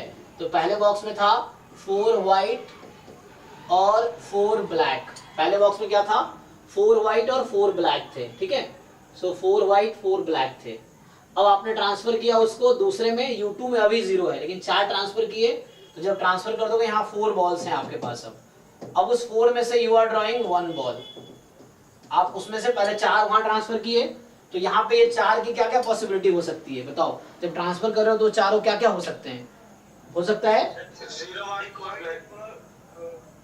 हाँ डिफरेंट कॉम्बिनेशन बना लोगे। सो 0 white 4 black, 1 white 3 black, 2 white 2 black, 3 white 1 black, 4 white 0 black, like this. तो डिफरेंट पॉसिबिलिटी आ गई, तो वो E1 E2 E3 E4 E5 हो गया। So you have probabilities now, तो वो प्रोबेबिलिटी निकाल लोगे यहाँ से ड्रॉ करने की। अब यहाँ पे सेकंड है आपके पास, अगला इवेंट होगा कि the probability that the ball drawn from U2 is white. अब यहाँ से आपने एक बॉल ड्रॉ किया और इसकी व्हाइट है, इसकी प्रोबेबिलिटी पूछ रहा है, तो एंड रिजल्ट पूछ रहा है, तो आपको क्या लगाना पड़ेगा यहाँ पे टोटल प्रोबेबिलिटी, है ना। इसमें गिवन दिया नहीं है कि मान लो व्हाइट है तो बताओ क्या प्रोबेबिलिटी है 4 ट्रांसफर हुआ होगा, 4 व्हाइट ट्रांसफर हुआ, इससे नहीं पूछा। सभी केसेस के लिए व्हाइट का प्रोबेबिलिटी निकालेंगे, तो मतलब 3 व्हाइट भेजे 1 ब्लैक भेजे, तो उसके लिए क्या प्रोबेबिलिटी है, फिर 2 व्हाइट भेजे। यस यस यस, सो आपको प्रोबेबिलिटी ऑफ व्हाइट निकालना एट द एंड, तो ये हो जाएगा summation probability of EI into probability of white given EI, I from 1 to 5, 5 case था ना, इस तरीके से। तो कर लो हर केस में। E1 का मतलब हो गया तुमने ट्रांसफर किए 4 व्हाइट 0 ब्लैक, तो 4 व्हाइट 0 ब्लैक ड्रॉ करने की प्रोबेबिलिटी लिख लो यहाँ पे। और अगर अब उसमें 4 व्हाइट है तो क्या प्रोबेबिलिटी है व्हाइट निकलेगी, तो 4 व्हाइट अगर ट्रांसफर किए तो 1 हो गया प्रोबेबिलिटी, फिर तो 4/4 है ना, क्योंकि अब सेकंड बॉल से इसमें 4 ही है ना, तो 4 में से ड्रॉ करोगे तुम, तो 4 में ड्रॉ करोगे। पहली बार में तुमने E1 इवेंट है 4 व्हाइट ड्रॉ करने की क्या प्रोबेबिलिटी है, तो 4 व्हाइट ट्रांसफर किए तुमने, तो 4 व्हाइट ट्रांसफर मतलब 4/8, तो यहाँ तो 1/2 होगा। और यहाँ पे आएगा अगर चारों व्हाइट ट्रांसफर हुए थे तो क्या प्रोबेबिलिटी है, वो एक बॉल ड्रॉ करने पे व्हाइट आएगी, तो 4/4, तो 1, तो हाफ इंटू 1 प्लस ऐसी डिफरेंट केसेस में प्रोबेबिलिटी निकाल लो, कर दोगे टोटल प्रोबेबिलिटी क्या है। यस सर हो जाएगा। यस सर 26 का सर कॉन्सेप्ट बता दीजिए। जी, suppose that 5 distinct balls are distributed at random into 3 distinct boxes. So कह रहा है कि suppose that 5 distinct balls are distributed, 5 different balls है उसको डिस्ट्रीब्यूट किया at random into 3 distinct boxes. Okay, तो आपके पास 3 बॉक्स है जिसमें आपको 5 बॉल को डिस्ट्रीब्यूट करना है in such a way that the each of the 5 balls can get into any one of the 3 boxes. Fine. Find the probability that exactly one box is empty. अब आपको probability बताना है कि exactly one box empty है। तो सोचो आप, हर ball के पास कितनी choices है? एक बॉल ड्रॉप करना है तो कितनी चॉइस, कितने बॉक्स की चॉइस है आपके पास? 3 है ना। तो सैंपल स्पेस में आपके पास अगर बात करूं number of element in sample space, जो 5 बॉल है ना, तो first ball have 3 choices, 3 into second ball have 3 choice into 3, third ball has 3 choice into 3 into 3 into 3, 3 की power 5। So there are 3 raised to power 5 different possibility of placing 3 balls into the into 5 balls into the 3 boxes। ठीक है, so इतनी total possibilities हैं total. Okay, अब आपको ढूंढना है वो पॉसिबिलिटीज जहां पे एग्जैक्टली एक बॉक्स खाली है। तो एक खाली है इसका क्या मतलब, अब मुझे फेवरेबल आउटकम ढूंढना है। Okay, so let's say this is event E1। तो E1 इवेंट का मतलब हुआ कि I'm counting the outcomes corresponding to E1. So E1 event is exactly one box is empty. तो मतलब एक empty रहेगा कोई, तो तुम अपनी मर्जी से एक फिक्स कर लो। चलो मान लो मैं मान लिया कि पहला बॉक्स को मैं empty रखना चाहता हूँ अभी, हालांकि तुम्हें समझ आ रहा होगा 3 केस इसके बनेंगे, है ना। सो मैं अभी काम कर रहा हूँ फर्स्ट बॉक्स इज एम्प्टी के लिए, so may be second box is empty और maybe the third box is empty. तो यू हैव 3 डिफरेंट पॉसिबिलिटी, जो आंसर आएगा इनटू 3 कर लेंगे। तो पहले एक के लिए काम करते हैं। So I assume first box is empty. Now, corresponding to this event, so one box has how many choices? 3 कहाँ रहा भाई, एक तो खाली रखना मुझे। नहीं सर 5 है सर, 5 है। नहीं समझे नहीं। हाँ, हर बॉल के पास 3 बॉक्स में जाने का ऑप्शन है ना। कोई भी एक बॉल किसी भी 3 बॉक्स में जा सकता था शुरू में। अब मैं जो इवेंट मैं कंसिडर कर रहा हूँ कि 1 box is empty, exactly 1 is empty. So I assume that first box empty रहेगा, क्योंकि ये मेरा इवेंट है तो मुझे इसके फेवरेबल आउटकम ढूंढने हैं ना। So I will search for the outcome corresponding to this, है ना, इवेंट। सो मुझे देखना है कि पहला एम्प्टी रह गया, तो अब हर बॉल के पास 2 ही चॉइस है ना, मुझे पहले को एम्प्टी रखना है actually. So each ball has only 2 choice now. So कितने पॉसिबिलिटी होंगे टोटल अभी? 2। एक बॉल के पास कितनी चॉइस है? 2 चॉइस। दूसरे बॉल के पास हाँ 2⁵. So each ball has 2, but इसमें क्या तुमने अभी जो एक्सपेरिमेंट किया है, क्या उसमें सिर्फ पहला बॉक्स ही खाली रहेगा या और भी हो सकता है खाली रह जाएगा? नहीं इंटू 3 ठीक है, वो मैं तुम कह रहा इंटू 3 कर दिया मैंने। चलो 3 का मतलब नहीं किया कि मैंने अज्यूम किया first box is empty, maybe the second box is empty और maybe the third box is empty. But question is it correct answer? Sir अभी दूसरा बॉक्स भी खाली रह सकता है। अब ऐसा होगा, तुमने कहा, हमने क्या कहा कि इस 5 बॉक्स के पास 2 चॉइस है। अब ऐसा हो 5 बॉक्स एक ग्रुप का निकले, मतलब पहला बॉक्स इसमें गया, दूसरा भी इसमें आया, तीसरा भी इसमें आया, चौथा भी इसमें आया और 5वां भी इसी में चला गया, तो तुम्हारा कितने एम्प्टी रह गए? तो तुम्हें वो केस आउट करने हैं। क्यों? क्योंकि इसने कहा एग्जैक्टली 1 बॉक्स इज एम्प्टी। सो अभी जो आपने काउंट किया 2 की पावर 5, 2 की पावर 5 एक्चुअली क्या आया? 2 की पावर 5 एक्चुअली जो आया है वो ये है कि एटमोस्ट, मतलब या ऐसा बोलूं कि एटलीस्ट 1 बॉक्स इज एम्प्टी, उसकी प्रोबेबिलिटी आई एक्चुअली। या हाँ, तीनों एम्प्टी तो हो नहीं सकता, तो एटलीस्ट 1 बॉक्स इज, ये प्रोबेबिलिटी तो निकली है। ये अभी 2 की पावर 5 जो है इंटू 3 कर लो, तो ये जो है प्रोबेबिलिटी है at least 1 box is empty actually, या number of favourable outcome corresponding to at least 1 box is empty actually. तो अब आपको वो केस आउट करने पड़ेंगे इसमें से जिसमें ऐसा हो जाए कि सारे बॉक्स एक ही ऑल बॉल्स, है ना, फॉल इनटू सिंगल बॉक्स। -15 करना होगा क्या? अच्छा देखते हुए जाओ, तो -2 ना सर, -2 सिर्फ। हाँ अब देखो यहाँ पे क्या होगा एक्चुअली,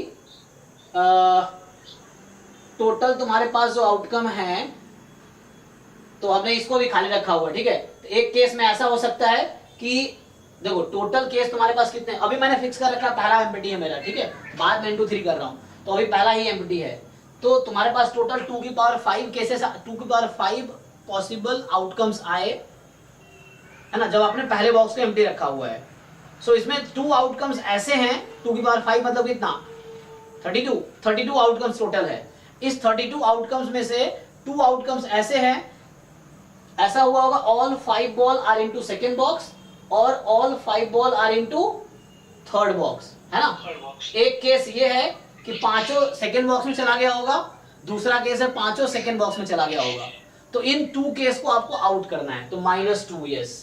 सो 2 की पावर 5 -2 और इनटू 3 बाद में कर रहा हूं, क्योंकि मैंने अभी काम किया फर्स्ट बॉक्स को एम्प्टी लेके।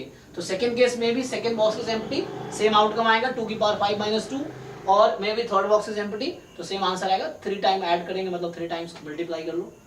तो -2 क्यों किया, बिकॉज एक बॉक्स अब खाली है, तो may be all box fall into one box, this is one case, in other cases it may fall into other box, so इसलिए 2 माइनस किया। So this is the probability number of outcome। तो probability क्या हो गया, probability that exactly one box is empty, exactly one, this upon this, yes।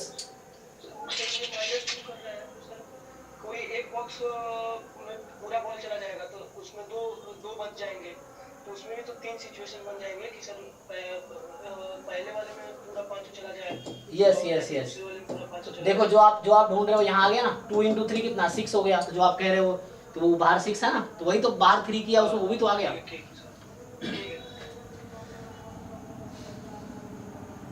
तो बात वैसे भी ठीक है जो आप सोच रहे हो वैसे, कि पहले 2 की पावर 5 है ना, ये हो गया, इनटू 3 केस है, माइनस 2 केस वैसे है, इनटू 3, तो बात बराबर ही है।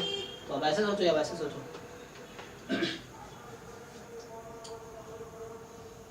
तो ये आ गया एग्जैक्टली वन बॉक्स का, this upon total, this is the probability of exactly one box being. अब इस तरह क्वेश्चन एग्जाम में आए तो तुम्हें कॉन्फिडेंस है कि तुम कर लोगे, तो स्टार्ट करो, वरना स्टार्टिंग में इसको इग्नोर करो। You just solve other questions which you know. आपको 100% मार्क्स लाने नहीं है, 50-60 नंबर आ गए तो काफी अच्छे मार्क्स आ जाएंगे। तो आपको वो क्वेश्चन स्टार्टिंग में इग्नोर करो जो उसमें कॉन्फिडेंट नहीं है, कॉन्फिडेंट नहीं हो, तुम्हें लगता है इसमें गलती कर सकते हैं, टाइम किल हो सकता है, सो यू जस्ट उस पॉइंट पे उसको इग्नोर करो। पहले पूरा पेपर कर लो, फिर एक बार जब पेपर हो गए वो सारे क्वेश्चन, होना क्या होगा, टाइम यहाँ किल कर दोगे, आगे आसान क्वेश्चन में तुम्हारे पास टाइम ही नहीं बचेगा करने का। तो पहले वो आसान क्वेश्चंस पहले कर लो जो तुम्हें आते हैं, उसके बाद फिर इन क्वेश्चंस पे आओ जो तुम्हें लगे कि तुम्हें टाइम लग सकता है या गलती हो सकती है। तो एंड में टाइम बच गया, मान लो आज के 1 घंटे बच गए तुम्हारे पास, तो अब वो क्वेश्चंस करो जो तुम्हें नहीं आते थे, तो अब उसको अप्रोच लो, ट्राई करो, ये चीज है। ओके चलो अब नेक्स्ट, तो अगला हो गया, और एक और पार्ट है इसका, एक और पार्ट क्या है, also find the probability that all boxes are occupied. अब बोल रहा है कि ऑल बॉक्सेस आर ऑक्यूपाइड, मतलब ये हुआ, so all boxes are occupied का कॉम्प्लीमेंट क्या है,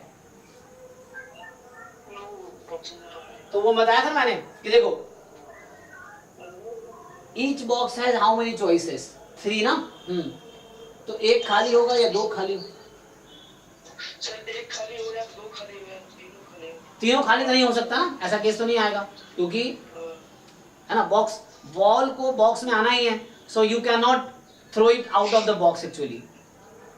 सो ये केस तो प्रोबेबिलिटी, हाँ, so at most 2 boxes are empty, at least 2 boxes are empty, है ना, अरे यार एट मोस्ट 2, ठीक है, हाँ, मतलब एक भी एम्प्टी नहीं है, या एक है या 2 हो सकता है मैक्सिमम, तो ठीक है ना, वही तो केस था वहां पे। देखो अब एक बार ध्यान से, तो कितने केसेस होंगे इसमें, उसमें तो रिड्यूस हो जाएगा, मतलब उसमें तो ये भी आ जाएगा कि तीनों एम्प्टी, तीनों में है ना, तो एटमोस्ट 2 में सर 0 भी आ सकता है कि एक सारे एम्प्टी हो, सारे एम्प्टी नहीं हो सकते ना, तो एटमोस्ट 2 नहीं होगा इसलिए। अच्छा ओके, एक तो समझना पड़ेगा ऑक्यूपाइड या एम्प्टी, वो समझना पड़ेगा वर्ड। अच्छा यहाँ ऑक्यूपाइड वर्ड यूज किया ना, so probability with all boxes are occupied, तो ऑक्यूपाइड का मतलब है कि at least at most, sir at least at most भी नहीं सर, ऐसे सोच सकते हैं कि या तो एक हो या तो 2 उसमें हो, तो तीनों ऑक्यूपाइड नहीं रहेंगे, तो 0 वाला भी रिड्यूस हो जाएगा उसमें।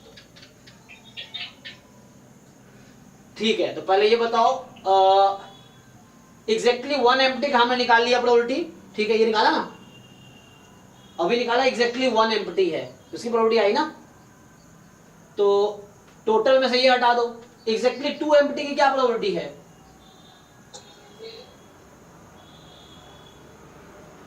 उसको निकालना होगा। कितने केस होंगे? नहीं, कितने केसेस है जहां एग्जैक्टली टू एम्प्टी है, दो बॉक्स एम्प्टी रह जाएगा?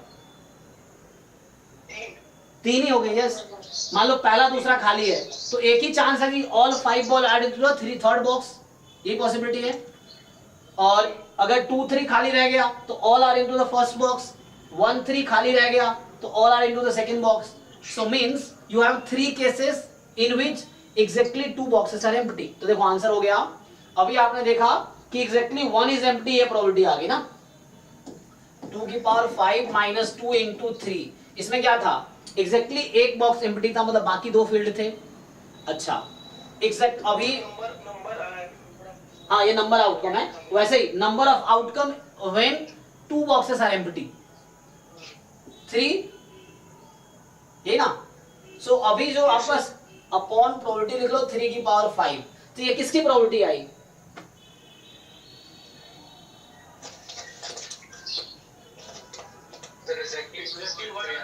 तो इसका कॉम्प्लीमेंट कर दो, तो 1 माइनस कर दो, ये आंसर आ गया इसका। All boxes are occupied.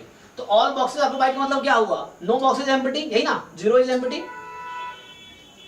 सो ये किसकी प्रोबेबिलिटी है? ये आइदर 1 बॉक्स इज एम्प्टी और 2। तो तुम क्या करोगे? देखो मैं फिर से लिख के दिखा देता हूं। हमें पूछा है probability all boxes are occupied. So हमें पूछा है probability all boxes are occupied, so means 0 box is empty, right? So means 0 box is empty, fine। अब बताओ टोटल 1 माइनस क्या लिखूं मैं? इसका कॉम्प्लीमेंट बताओ मुझे।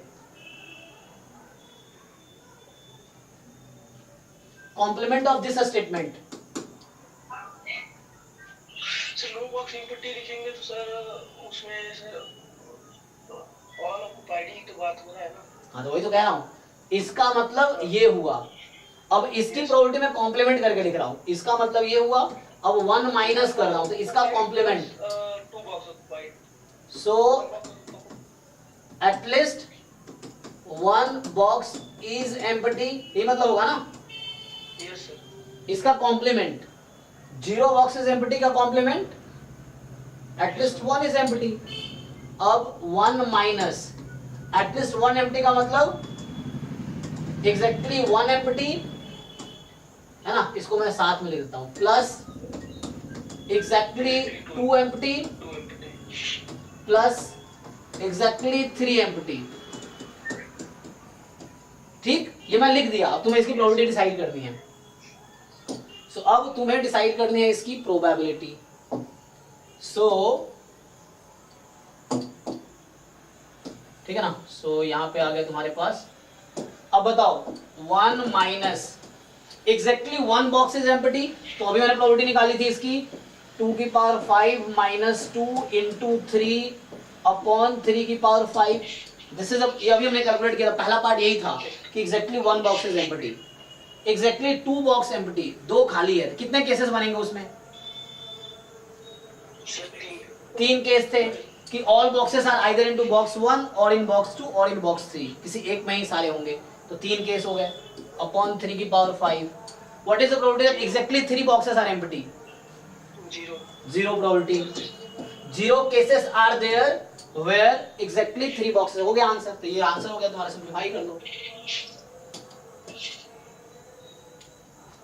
ठीक, और भी अप्रोच हो सकते हैं। ये मुझे ऐसे समझ आ रहा है इसलिए मैं ऐसे कर रहा हूं। तुम अगर खुद से सोचोगे तो और दूसरा अप्रोच भी हो सकता है।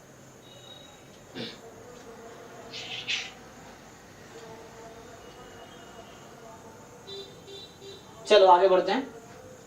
किसी को क्वेरी हो तो पूछ सकते हो क्वेश्चंस।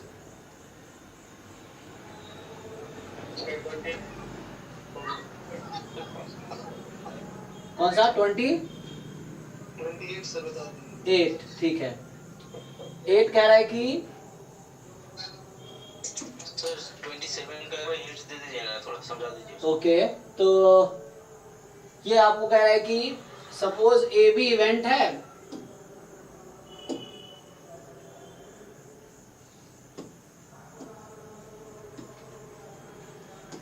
देखो फॉर्मूला ही लगाना है, इसमें कुछ है नहीं खास। तो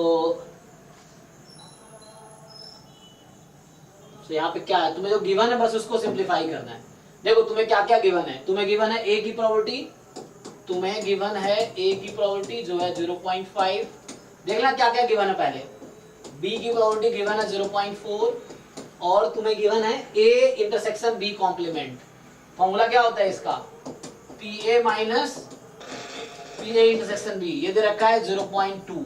चलो पी ए यूज करके यहां से आ जाएगा, ये आ गया तुम्हारे पास, कितना आ गया, ए 0.5 है तो ये आ गया 0.3। सो ये 3 इंफॉर्मेशन हमने निकाल लिया इसमें से, ठीक है। अब देखो तो ये तीनों गिवन था, अब मुझे जो फाइंड करना उस पे आते हैं। सो मुझे चाहिए B complement given A union B. So simple conditional probability का फॉर्मूला यूज करते हैं। सो आप यूज करो probability B complement intersection A union B upon probability A union B. अब आप डिनोमिनेटर की प्रोबेबिलिटी इजीली निकाल लोगे, यहां से सब पता है आपको, है ना, ठीक है। डिनोमिनेटर आ जाएगा, अब न्यूमरेटर की बात रह गई। तो न्यूमरेटर में लगाइए डिस्ट्रीब्यूटिव प्रॉपर्टी, क्या होता है a ब्रैकेट में b प्लस c, तो a into B plus a into C करते हो ना, तो वो लगाओ यहाँ पे डिस्ट्रीब्यूटिव प्रॉपर्टी। सो इसको इसके साथ, सो b कॉम्प्लीमेंट इंटरसेक्शन a, यहाँ क्या है यूनियन बीच में, ये बिल्कुल ऐसा समझो a into B plus C type का, तो a into B plus a into C, तो जो जहां साइन है उसको रखो वैसे।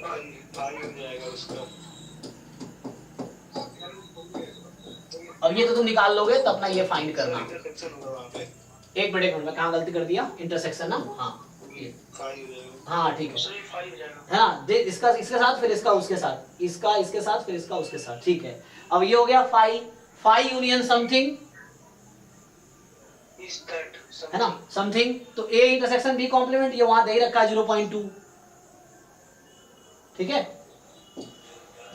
तो हो गया। तो ये जो न्यूमरेटर आया ये A intersection B complement upon A union B, अब ये दोनों निकल जाएगा, ये आपको दे रखा है क्वेश्चन में 0.2 और डिनोमिनेटर यहां से निकाल लो, this plus this minus this, okay. तो आंसर आ गया 0.2 एंड दिस प्लस दिस, 9 में से 7 3 गया, है ना, एक मिनट कितना 0.6 है ना, सो 0.6, तो ये आंसर हो गया आपका, ठीक है, ओके। अच्छा 1/4 दे दिया क्या वहां पे, यस सर, हाँ गलती कर दिया होगा, ठीक है। तो इधर उधर चलो नेक्स्ट। सो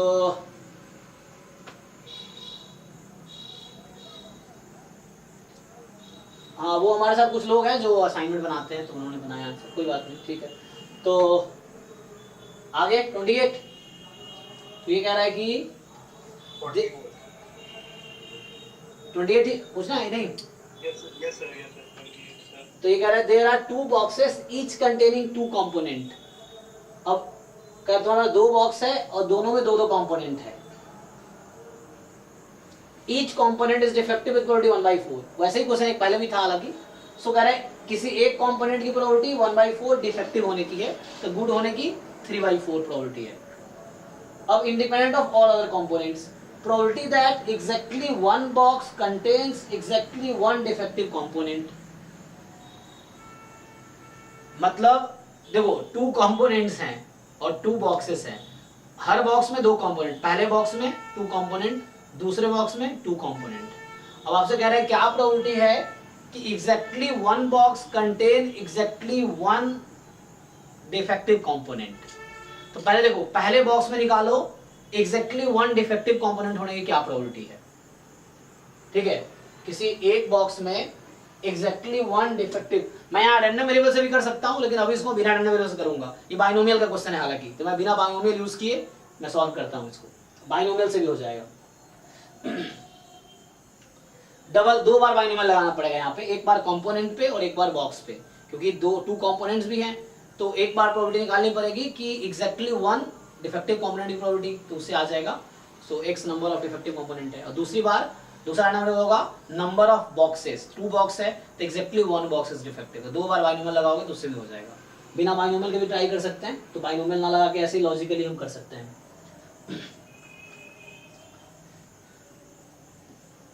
सो देखो तुम्हारे पास 2 बॉक्स है, ठीक, बॉक्स 1 बॉक्स 2। अब बताओ पहले बॉक्स में 2 कंपोनेंट है, यहाँ भी 2 कंपोनेंट है, so each box has 2 components. So बताओ पहली बार कि फर्स्ट बॉक्स में एग्जैक्टली 1 डिफेक्टिव कंपोनेंट है, एग्जैक्टली 1। इसका क्या मतलब हुआ समझो, probability exactly 1 defective component in 1 box, किसी एक बॉक्स की बात कर रहा हूं, किसी एक बॉक्स में है ना, एग्जैक्टली 1 डिफेक्टिव कंपोनेंट है एक बॉक्स की, not at this one, exactly 1 box की बात कर रहा हूं। तो एग्जैक्टली 1 डिफेक्टिव कंपोनेंट है, तो 2 कंपोनेंट है, तो एग्जैक्टली 1 डिफेक्टिव कब होगा तुम सोचो। 1/2 7/2 हाउ,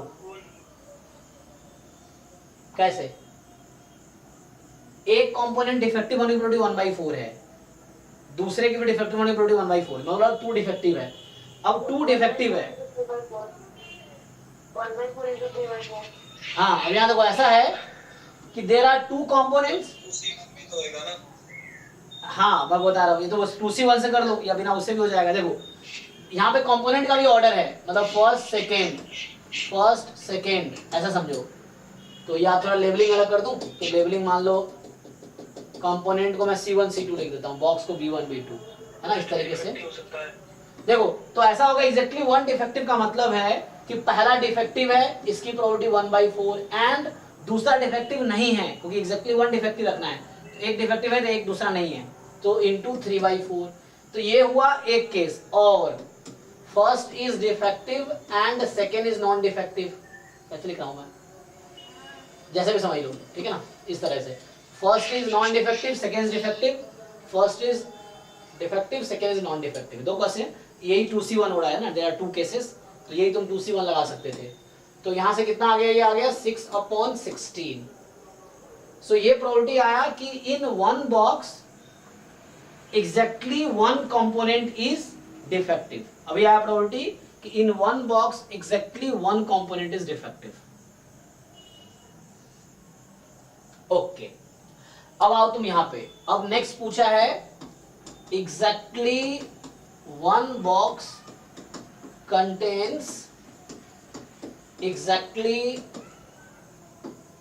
1 defective component, ठीक है, समझो यहां पे ध्यान से। अब बिल्कुल वही लॉजिक, जो लॉजिक यहां लगाया वही लॉजिक लगाएंगे। अब यहां कंपोनेंट पे लॉजिक लगा रहे थे, बॉक्स पे लगाएंगे, ठीक है। तो समझो exactly 1 box contain, you have 2 boxes, तो मान लो पहले बॉक्स में एग्जैक्टली 1 डिफेक्टिव कंपोनेंट, इसकी क्या प्रोबेबिलिटी है, पहले बॉक्स में एग्जैक्टली 1 डिफेक्टिव कंपोनेंट, उसकी क्या प्रोबेबिलिटी है, 6/16। सो 6/16 is the probability that first box has exactly 1 defective component. अब दूसरे में एग्जैक्टली 1 डिफेक्टिव नहीं होने चाहिए, तो उसके क्या प्रोबेबिलिटी होगी, 10/16। और तो ये हुआ, मैंने ये अज्यूम किया क्योंकि एग्जैक्टली 1 बॉक्स को होना पड़ेगा, तो पहले में अगर है तो दूसरे में नहीं होगा, एग्जैक्टली 1 है ना, should fall into the condition. So ये हो गया। अब नेक्स्ट अज्यूम करो कि दूसरा बॉक्स है ना, एक बॉक्स में नहीं है, मतलब 10/16 वही 2C1 चल रहा है, ठीक है ना, और 6/16 कितना आया, देखो आंसर कितना आया,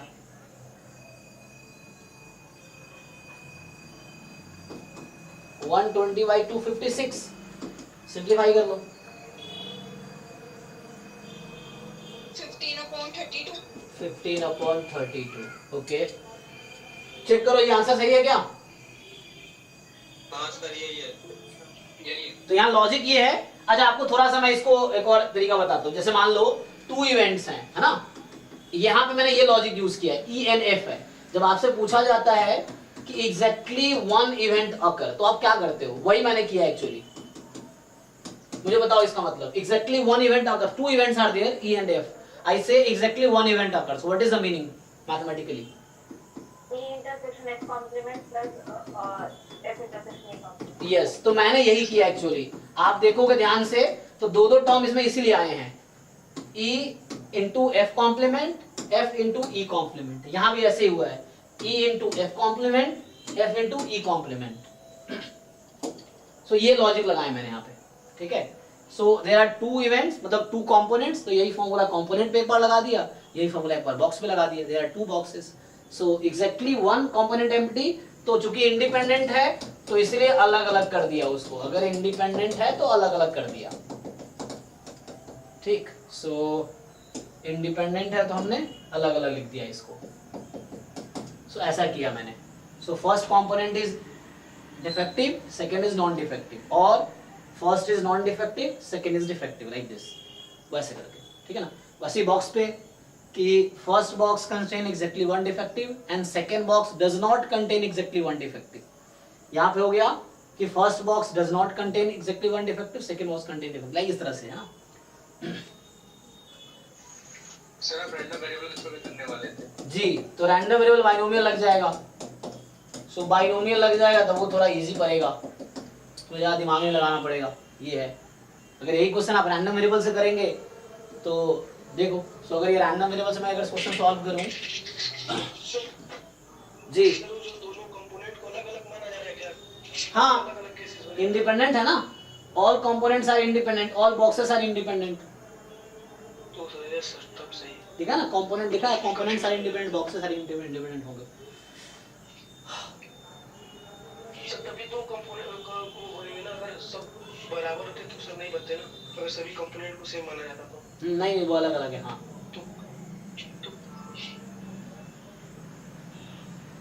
हाँ, वो अलग अलग है, तो डिफरेंट कंपोनेंट।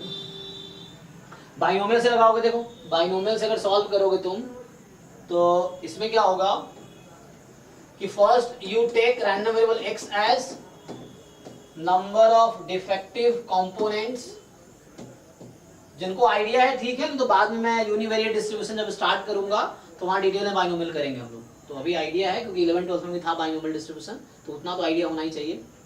सो तो 11 12 वाला कॉन्सेप्ट पे कर सकते हैं इसको, कि number of defective components in one box, so एक बॉक्स की बात कर रहा हूँ, so there are two component, तो मे be 0 defective, 1 defective, 2 defective, so यहाँ से सपोर्ट देख के you can guess, so this will have binomial distribution 2 comma, what is the probability of success, success is defective here, कितना है 1/4, तो ये हो गया आपके पास जो नंबर ऑफ डिफेक्टिव कंपोनेंट्स। अब आपसे पूछा था कि probability exactly one defective component, exactly one defective component, तो ये हो गया probability x is equal to 1, ठीक है। सो ये हो गया आपके पास, मतलब बाइनोमियल लगा लो, 2c0 p की पावर 0, सॉरी 2c1 p की पावर 1 q की पावर 1, तो हो गया। तो देख लो वही आंसर आएगा, 6/16 आएगा, अप्लाई करो, ठीक है। सो ये यहाँ पे आ गया 2c1 p की पावर 1 q की पावर 1। सिमिलरली तो ये आया एग्जैक्टली 1, इसको मैं तत्काल स्मॉल p नाम दे देता हूँ, so for the time being let's say it is small p। Now I will define a new random variable y. So that y is number of boxes containing exactly one defective component.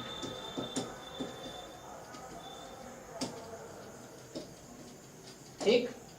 So number of boxes containing exactly one defective components. So success is, है ना, तो यहाँ पे this is the success actually, है ना। So now अब तुम्हारे पास कितने बॉक्सेस हैं, 2 बॉक्सेस हैं, so may be neither box has exactly one defective, one box है exactly one defective, may be both have exactly one defective, and now they are asking you to find the probability, ठीक है। So they are asking you to find exactly one box contain exactly one defective component. इसका मतलब बोलना चाह रहा है exactly one success की probability बताओ, मतलब पूछ रहा है एग्जैक्टली वन सक्सेस की प्रोबेबिलिटी बताओ, ठीक है। सो एग्जैक्टली वन सक्सेस की प्रोबेबिलिटी बताओ, इसकी प्रोबेबिलिटी पूछ रहा है। अगेन यू अप्लाई बाइनोमियल, तो y का यहाँ डिस्ट्रीब्यूशन क्या होता है actually, so y is binomial 2 comma, अब प्रोबेबिलिटी सक्सेस यहाँ पे ये है, तो small p means probability of success in each trial, when you right binomial n comma p, so n is number of trials and p is the probability of success in each trial, तो यहाँ पे p होगा sir 6/16। Yes, तो 6/16, सो ये probability थी exactly one defective होने की, तो वो आ गई हमारे पास। सो अप्लाई कर लो यहाँ पे 2c1 6/16 की पावर 1, मतलब p की पावर 1 और 10/16 की पावर कितने 1, 10/16, सो हो गया। ये भी वही आंसर देगा 15/32। तो मेथड अलग अलग हो सकते हैं, है चीजें बस समझने का तरीका अलग है एक ही किया एक ही चीज है डिफरेंट वे में, ठीक है। तो यहाँ हमने बिना उससे किया। अब किसी को ये आसान लग रहा होगा, किसी को ये आसान लग रहा होगा, जैसे तुम्हें समझ आ रहा है वैसे करो, लेकिन आसान क्या है जो तुम्हें समझ आता है ना। तो कैसे पता चलेगा तुम्हें क्या समझ आता है, जब तुम खुद से बिना बाहर के किसी हेल्प से ट्राई करोगे और सॉल्व कर पा रहे हो, तो मतलब तुम्हारे पास वो आइडिया है, तो वो तुम्हारा मेथड है। अगर तुम सॉल्यूशन देख के कर रहे हो तो तुम्हारा कोई आइडिया नहीं है। सो लाइक अगर इसके बाद तुम खुद से सोच पा रहे हो ना, मतलब यही क्वेश्चन दोबारा स्टार्ट करो अपने लॉजिक के हिसाब से, तो तुम अगर सॉल्व कर लिया मींस यू गॉट इट।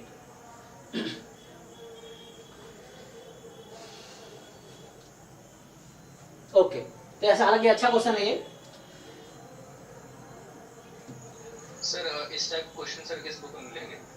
हाँ, देखो जो स्टैंडर्ड क्वेश्चंस है वो किसी बुक में नहीं मिलेंगे, क्योंकि बुक वाला वो बुक में बस बुक क्या चाहता है कि तुम्हें टॉपिक समझा दे, उस टॉपिक के जो डेफिनेशन थ्योरम लिखे हैं उस पे बेस्ट कुछ क्वेश्चन दे दो, लेवल नहीं देता एक्चुअली। तो ये सब लेवल्स के क्वेश्चन डिफरेंट एग्जाम्स में ही मिलेंगे एक्चुअली, एग्जाम्स के ही पेपर में। तुम्हारे पास कौन कौन से एग्जाम्स के पेपर हो सकते हैं, ISI के पेपर हैं, जैम के पेपर हैं, गेट के पेपर हैं, ISS के पेपर हैं, है ना, और नेट JRF के पेपर हैं। तो जितने एंट्रेंस एग्जाम है जिसमें ये क्वेश्चंस आते हैं टॉपिक, वहाँ के पेपर कलेक्ट कर लो। हम भी कोशिश कर रहे हैं, ड्राइव में बहुत सारा अपलोडेड है ऑलरेडी, ISS का अपलोड किया मैंने, अभी टॉपिक वाइज भी मैं दे रहा हूँ। तो PYQs में ही लेवल मिलेंगे, क्योंकि ये वो क्वेश्चन है जो प्रोफेसर खुद फ्रेम करते हैं, ऐसे नहीं प्रोफेसर उठाए कहीं से दे देता है, वो उस लेवल पे है कि वो एग्जाम से पहले क्वेश्चन बनाते हैं। तो ये सब किसी बुक में रेयरली मिलेगा कि ये वो क्वेश्चन है जो उस एग्जाम से पहले बनाए गए। जब एग्जाम की मान लो एग्जाम 2024 होना है, तो किसी प्रोफेसर को ये काम दे दिया गया होगा, तो पूरे साल में वो पेपर ही बनाएंगे, तो उनका काम है 60 क्वेश्चन डिफरेंट प्रोफेसर्स को काम दिया गया होगा, तो वो क्वेश्चन बनाते हैं, एक एक क्वेश्चन बनाने में 1 दिन 10 दिन महीने लगाते हैं वो लोग, है ना। तो ऐसा है कि वो क्वेश्चन खुद फ्रेम करते हैं। तो ऐसा नहीं कि हम लोग क्या करते हैं, जब कोई भी कोचिंग इंस्टीट्यूट किसी बुक से उठा लिया, एग्जाम से उठा लिया, एक जगह टाइप करा के दे दिए, तो हम लोग को कितना अफर्ट नहीं करते ना इस तरह से। लेकिन वो लोग क्या है, क्वेश्चन नया फ्रेम करते हैं, कोई भी एंट्रेंस एग्जाम हो उसके लिए क्वेश्चंस नए बनते हैं। वो अलग बात है, कोइंसिडेंटली उनका क्वेश्चन किसी बुक का क्वेश्चन मैच कर जाता है, वो कोइंसिडेंस है, बट ऐसा उनका होता है कैसे उठाते हैं वो, तो वो क्वेश्चन नए फ्रेम किए जाते हैं,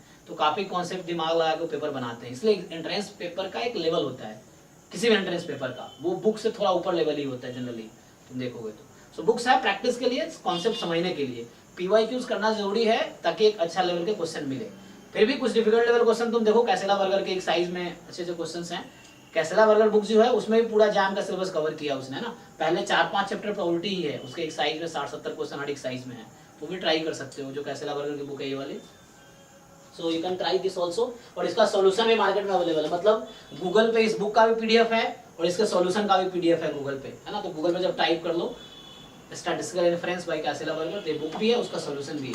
तो इसके एक साइज तुम देखोगे तो इसके पीछे अच्छे अच्छे क्वेश्चंस है, लेकिन ये लेंदी क्वेश्चंस है एक्चुअली। यहाँ पे तुम प्रैक्टिस कर सकते हो चाहो तो, लेकिन बहुत कैलकुलेशन लंबा है, बट यू कैन ट्राई। अब बहुत ज्यादा क्वेश्चन है, तुम है ना, एक एक साइज में 60, 50, 60, 70 हर एक साइज में क्वेश्चन है। गुप्ता वाली अच्छी, गुप्ता कपूर की अच्छी बुक है, उसमें करो, उसमें भी अच्छे अच्छे क्वेश्चंस हैं एक्चुअली। और तुम्हारा मेन पर्पस है कॉन्सेप्ट बिल्ड करना। जब कॉन्सेप्ट बिल्ड हो गया तो एंड में जब तुम असाइनमेंट्स, अभी रिवीजन में कराऊंगा, तो रिवीजन, अभी कोर्स खत्म हो जाएगा, कोर्स के बाद एक बार रिवीजन होगा। रिवीजन में क्या होगा, तुम्हें असाइनमेंट्स जो मिले हैं या बाद में मिलेंगे अनसॉल्व्ड वाले, अभी तो PYQs वाले दे रहा हूँ ना, नॉन PYQ असाइनमेंट मिलेंगे, तो वो आपको करने हैं, फिर उसका डिस्कशन होगा, मतलब वो उसके थ्रू एक बार रिवीजन हो जाएगा पूरा कोर्स का। फिर उसके बाद फिर क्रैश कोर्स होगा, क्रैश कोर्स में PYQs कराएंगे, जैम के, गेट के, ISI के प्रीवियस ईयर पेपर डिस्कस करेंगे क्लास में, जैसे अभी कर रहे हैं वैसे ही प्रीवियस ईयर पेपर क्लास में डिस्कस करेंगे। फिर उसके बाद टेस्ट होगा, फिर टेस्ट होगा तो हर टेस्ट का डिस्कशन होगा। तो इतने सारे क्वेश्चन पूरे साल में तुम कर लोगे कि तुम्हें एक कॉन्फिडेंस आ जाए कि हाँ तुम कोई भी क्वेश्चन कर सकते हो। अब ये चीज है, एक चैप्टर सर कितना क्वेश्चन मैक्सिमम कर ले? ऐसा कोई लिमिटेशन तो नहीं है, तुम्हारी मर्जी, जितनी बार प्रैक्टिस करो, बट ये है कि जो करो उस पर कॉन्सेप्ट याद रखो, बस ये है क्वेश्चन। समय मैनेजमेंट टाइम एग्जैक्टली वही इंपॉर्टेंट है। ऐसा नहीं तुम एक ही चैप्टर के 1000 करते रह गए, बाकी चैप्टर छूट गया।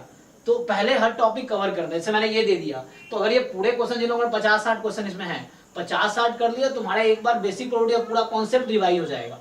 और ये सिर्फ जैम के ही हैं, गेट के अभी इसमें कंपाइल नहीं है, ये सिर्फ जैम MS के हैं। ऐसे ही गेट के अभी बनाएंगे तो वो मिलेगा, ISI में अलग आया होगा, ISS में अलग आया होगा, नेट JRF में अलग आया होगा, है ना। तो डिफरेंट एग्जाम्स के पेपर्स हैं जो मैं कलेक्ट कर रहा हूँ, फिर उसको यूनिट वाइज देंगे आप लोगों को। तो इंटरेस्ट, मतलब अगर तुम एक जो जैम का सिलेबस अगर 100 क्वेश्चन भी कर लेते हो, पूरे सिलेबस कवर कर रहा है, तुम्हारा कॉन्सेप्ट रिवाइज हो गया, बस उसी को रिपीटेडली रिवाइज करते रहो, मतलब जो मुश्किल क्वेश्चन है स्पेशली। फिर लेवल कैसे बढ़ेगी, तो डिफरेंट बुक्स के लेवल बढ़ा लो, बुक्स पे अलग ना, जैसे प्रसन्ना साहू वाली बहुत 0 लेवल की बुक है, तो जिनको जो स्टार्ट कर रहे हैं प्रिपरेशन, एक बार प्रसन्ना साहू वाली बुक सॉल्व कर लो, पूरा एग्जाम्पल एक्सरसाइज करते जाओ। प्रसन्ना साहू पढ़े सर, उसमें थोड़ा मतलब थोड़ा लो लेवल का दिया है। हाँ बहुत लो लेवल, जो स्टार्ट कर रहे हैं उसके लिए अच्छा है वो, कि जस्ट गो थ्रू एग्जांपल्स, पहले डेफिनेशन पढ़ो, थ्योरम्स पढ़ो, एग्जांपल करो, एक्सरसाइज करो। उसके एक्सरसाइज में एक एक्सरसाइज में 10, 15, 20 क्वेश्चन है, हर एक्सरसाइज में 20 तक, 20 से ज्यादा क्वेश्चन नहीं मिलेगा तुम्हें, तो वो आसान है करना। हाँ, तो बहुत समझने के लिए, जो बिगिनर है उनके लिए बहुत अच्छी बुक है। और मैं जैम 2022 में, तुम उसका वीडियोस भी पब्लिक है मेरे चैनल पे, तुम देखोगे जैम 2022 का पूरा कंटेंट मैंने पब्लिक कर रखा है जो पढ़ाया था। तो उस पूरे साल मैंने कैसेला बर्गर ही पढ़ाया था जैम 2022 के लिए, आज से 2 साल पहले, जब 2021 में पढ़ा रहे थे, मतलब 22 के लिए पढ़ा था, 2021 में, जब 2021 में पढ़ा रहे थे, तो उस साल मैंने प्रसन्ना साहू बुक ही पढ़ाया था पूरे साल, चैप्टर वाइज 1 से लेकर 19 चैप्टर तक। वो वीडियोस पब्लिक है यूट्यूब पे, कोई भी देख सकता है कि वो उस समय आईपैड पे पढ़ाता था, लैपटॉप से पढ़ाता था। तो वो सिर्फ उस साल क्या करते थे, थ्योरी एग्जांपल्स में क्लास में करा रहा हूं, एक्सरसाइज होमवर्क दे रहे बच्चे, एक्सरसाइज करके बच्चे आ रहे हैं, उसी में तुम देखना, कोई वीडियो जाकर देखना, तुम्हें हर क्लास में श्रुति तुम्हें मिलेगी जवाब देते हुए, क्वेश्चन पूछते हुए, उस सारे वीडियोस में। वो पीएमएफ नहीं बताया है, पीडीएफ बताया बस।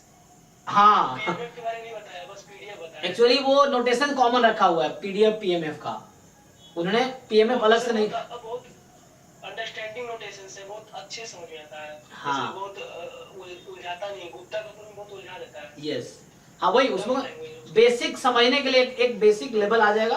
फिर आप जितना है ना, जैसे मान लो तुम्हारा, अगर तुम्हारा ग्राउंड फ्लोर मजबूत है किसी बिल्डिंग का, तो ऊपर तुम कितने मंजिल बनाते जाओ वो सह लेगा।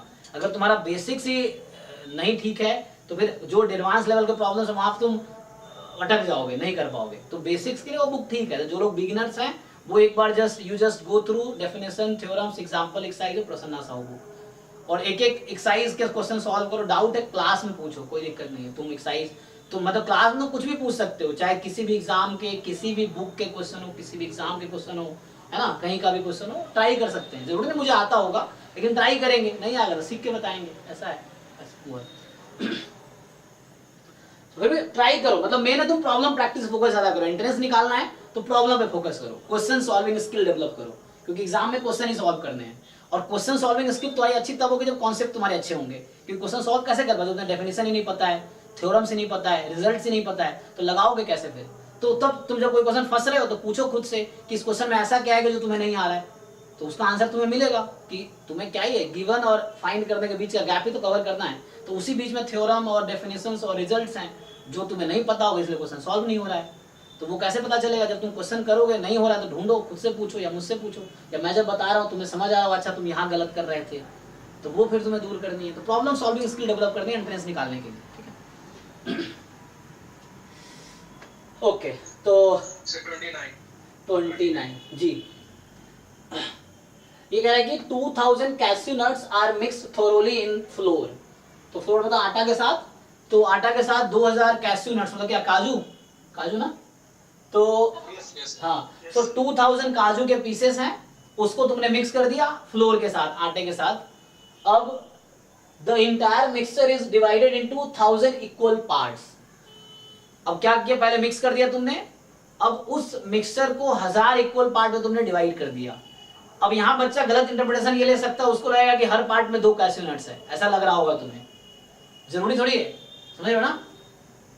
सर रैंडमली वो डिस्ट्रीब्यूट है। हाँ, रैंडमली डिस्ट्रीब्यूटेड है। तो ईच पार्ट में हो सकता है तुम्हारे पास एक भी कैश्यू नट्स ना हो सकता है एक ही में सारे 2000 आ गए हो, ये भी हो सकता है। ठीक है, तो कुछ भी हो सकता है। मतलब ईच पार्ट तुमने क्या किया, 1000 पार्ट्स में डिवाइड किया, तो ईच पार्ट में कंटेन 0 कैश्यू नट्स और 1 और 2 और 3 और 4 और maybe all 2000 in the one part only, may be sure नहीं। मतलब इस तरह से एक रैंडमली डिस्ट्रीब्यूटेड एक्चुअली है ना, रैंडमली डिवाइड किया आपने। Entire mixture is divided randomly into 1000 part में डिवाइड जरूर किया ना, तो वो कैश्यू नट्स रैंडमली डिस्ट्रीब्यूट होगा उसमें। ओके, अब each part is used to make 1 biscuit. तो तुम्हारे पास कितने बिस्किट है अब? 1000। हाँ, है ना, क्योंकि आपने पूरे मिक्सचर को 1000 पार्ट में डिवाइड किया और हर पार्ट से एक बिस्किट बनाएगा। So you have 1000 biscuits now. Assume that no cashew nuts are broken in the process, मतलब कोई भी cashew nut टूटा नहीं, मतलब वो है ना entirely उस तरह से डिवाइड हुआ। So a biscuit is picked at random। तो बताओ एक बिस्किट चूज करने की क्या प्रोबेबिलिटी है? कितने बिस्किट तुम्हारे पास है? 1000। तो एक बिस्किट, किसी एक पर्टिकुलर बिस्किट की प्रोबेबिलिटी कितनी है? 1/1000। ओके, अब पूछ रहा है कि probability that it contain no cashew nuts. अब इसमें एक भी कैश्यू नट्स नहीं है, इसकी प्रोबेबिलिटी बताओ। तो अगर मैं x ले लेता हूं, number of cashew nuts in selected क्या बिस्किट्स, ठीक है। हाँ, सो सिलेक्टेड बिस्किट हमारा सक्सेस होगा, है ना, यहाँ सिलेक्टेड बिस्किट हमारा सक्सेस होगा ना। तो बताओ x की पॉसिबल वैल्यूज क्या क्या है? किसी एक पर्टिकुलर सिलेक्टेड बिस्किट में कितने कैश्यू नट्स हो सकते हैं?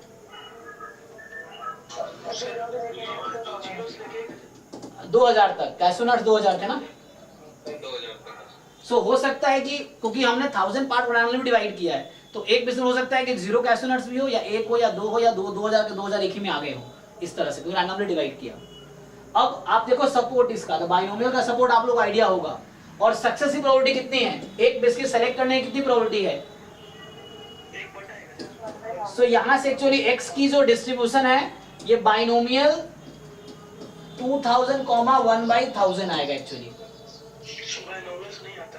आएगा, बताओ कितना आंसर होगा? Probability x is equal to 0 कितना आएगा? अच्छा, ओके, हाँ, तो अरे बाइनोमियल आता नहीं है, चलो कोई बात नहीं, हाँ आगे पढ़ेंगे। एक बार रिवाइज कर लो फिर से, मैं क्लास 12th वाली प्रोबेबिलिटी एक बार रिवाइज करो, वहां जाके क्वेश्चंस करो, एग्जांपल एक्सरसाइज एक बार। सर ये नोटेशन और टेंशन नहीं है। अच्छा, तो सक्सेस फेलियर वाले कर ले रहे हैं। Okay okay okay, lemon type. हाँ मैं समझ गया। वहां इन्होंने नोटेशन में यूज नहीं किया उतना, हम लोग ने बाइनोमियल NP, तो n का मतलब होता है नंबर ऑफ ट्रायल्स। तो नंबर ऑफ कैश्यू नट ना, नंबर ऑफ ट्रायल्स तुम्हारे पास टोटल कितने ट्रायल्स थे, कितने तुम्हारे पास डिफरेंट पार्ट्स मतलब वो थे कैश्यू नट्स थे, तो यू हैड 2000 ना। सो है ना, नंबर ऑफ ट्रायल्स टोटल 1000 है ना, बिस्किट है, तुम कोई भी एक रैंडमली सेलेक्ट कर सकते हो। सो यू हैव है ना, और एक बिस्किट सेलेक्ट करने की प्रोबेबिलिटी 1/1000 है। तो बाइनोमियल NP मतलब आगे पढ़ाऊंगा हालांकि मैं। सो प्रोबेबिलिटी x बराबर 0 कितना आता है इस पे बाइनोमियल NP में? सर 0.999 के पावर से 2000 आ। हाँ, तो यहाँ पे होगा, एक मिनट, यहाँ पे होगा NC0 P की पावर 0 Q की पावर n, मतलब सिंपली Q की पावर n। तो यहाँ से आ जाएगा P तुम्हारा 1/1000 है, तो Q कितना हो जाएगा? 999/1000 की प्रोबेबिलिटी 2000। कैलकुलेटर एग्जाम में अलाउड रहता है, गेट में भी अलाउड रहता है। तो बताइए इसका आंसर क्या आएगा? कैलकुलेटर लगाओ।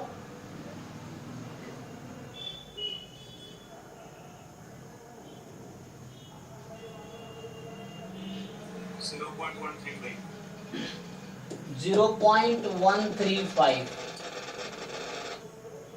तो ये तुम्हारा कौन सा आंसर हो गया? Sir B। ओके, इसका एक और मेथड है, देखो एक तो ये है, अगर दूसरा तरीका ये है कि चूंकि तुमने 200 कैश्यू नट्स था, 1000 इक्वल पार्ट्स में डिवाइड किया, तो रैंडमली जरूर डिवाइड किया, बट ऑन एन एवरेज। सो अगर ऐसे कोई लॉजिकली सोचे, सो ऑन एन एवरेज क्या लगता है एक बिस्किट में कितने आएंगे? ऑन एन एवरेज बात कर रहा हूं, ठीक है ना। सो मीन नंबर ऑफ, हाँ 1 है ना, 2 आएगा ना, हाँ 1000 पार्ट्स, 1000 पार्ट्स में डिवाइड किया 2000 कैश्यू नट्स को, so each part has 2 cashew nuts on an average, average बात करो, mean number of cashew nuts in one biscuit is 2। तो एक आगे कॉन्सेप्ट आप पॉइजन भी लगा सकते हो, किसी को पॉइजन का आइडिया है, so you apply x is equal to Poisson 2, इससे भी आंसर सेम ही आएगा, यू सी आंसर सेम ही आएगा। So you apply Poisson 2 and then you find x बराबर 0, e की पावर माइनस लैम्डा, लैम्डा की power x upon x factorial, so x here is 0। इन सबसे तो आसान हो जा रहा है सर। हाँ, तो you apply e raised to power minus 2, तो उससे आ जाएगा।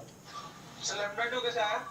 हाँ, लैम्डा 2 कैसे आया? Yes, mean number of cashew nuts, mean average, average. तो आपके पास 2000 बिस्किट है, आपने 1000 पार्ट में डिवाइड किया, तो एवरेज कितना होगा?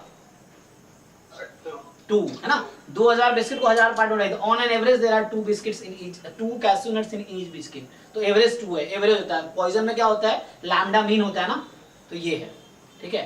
एक इसको एक और कॉन्सेप्ट से रिलेट कर सकते हैं, एक कॉन्सेप्ट पढ़ेंगे, सिलेबस में भी है जैम में, Poisson approximation to binomial. Yes, variance दोनों एक ही होता है ना सर?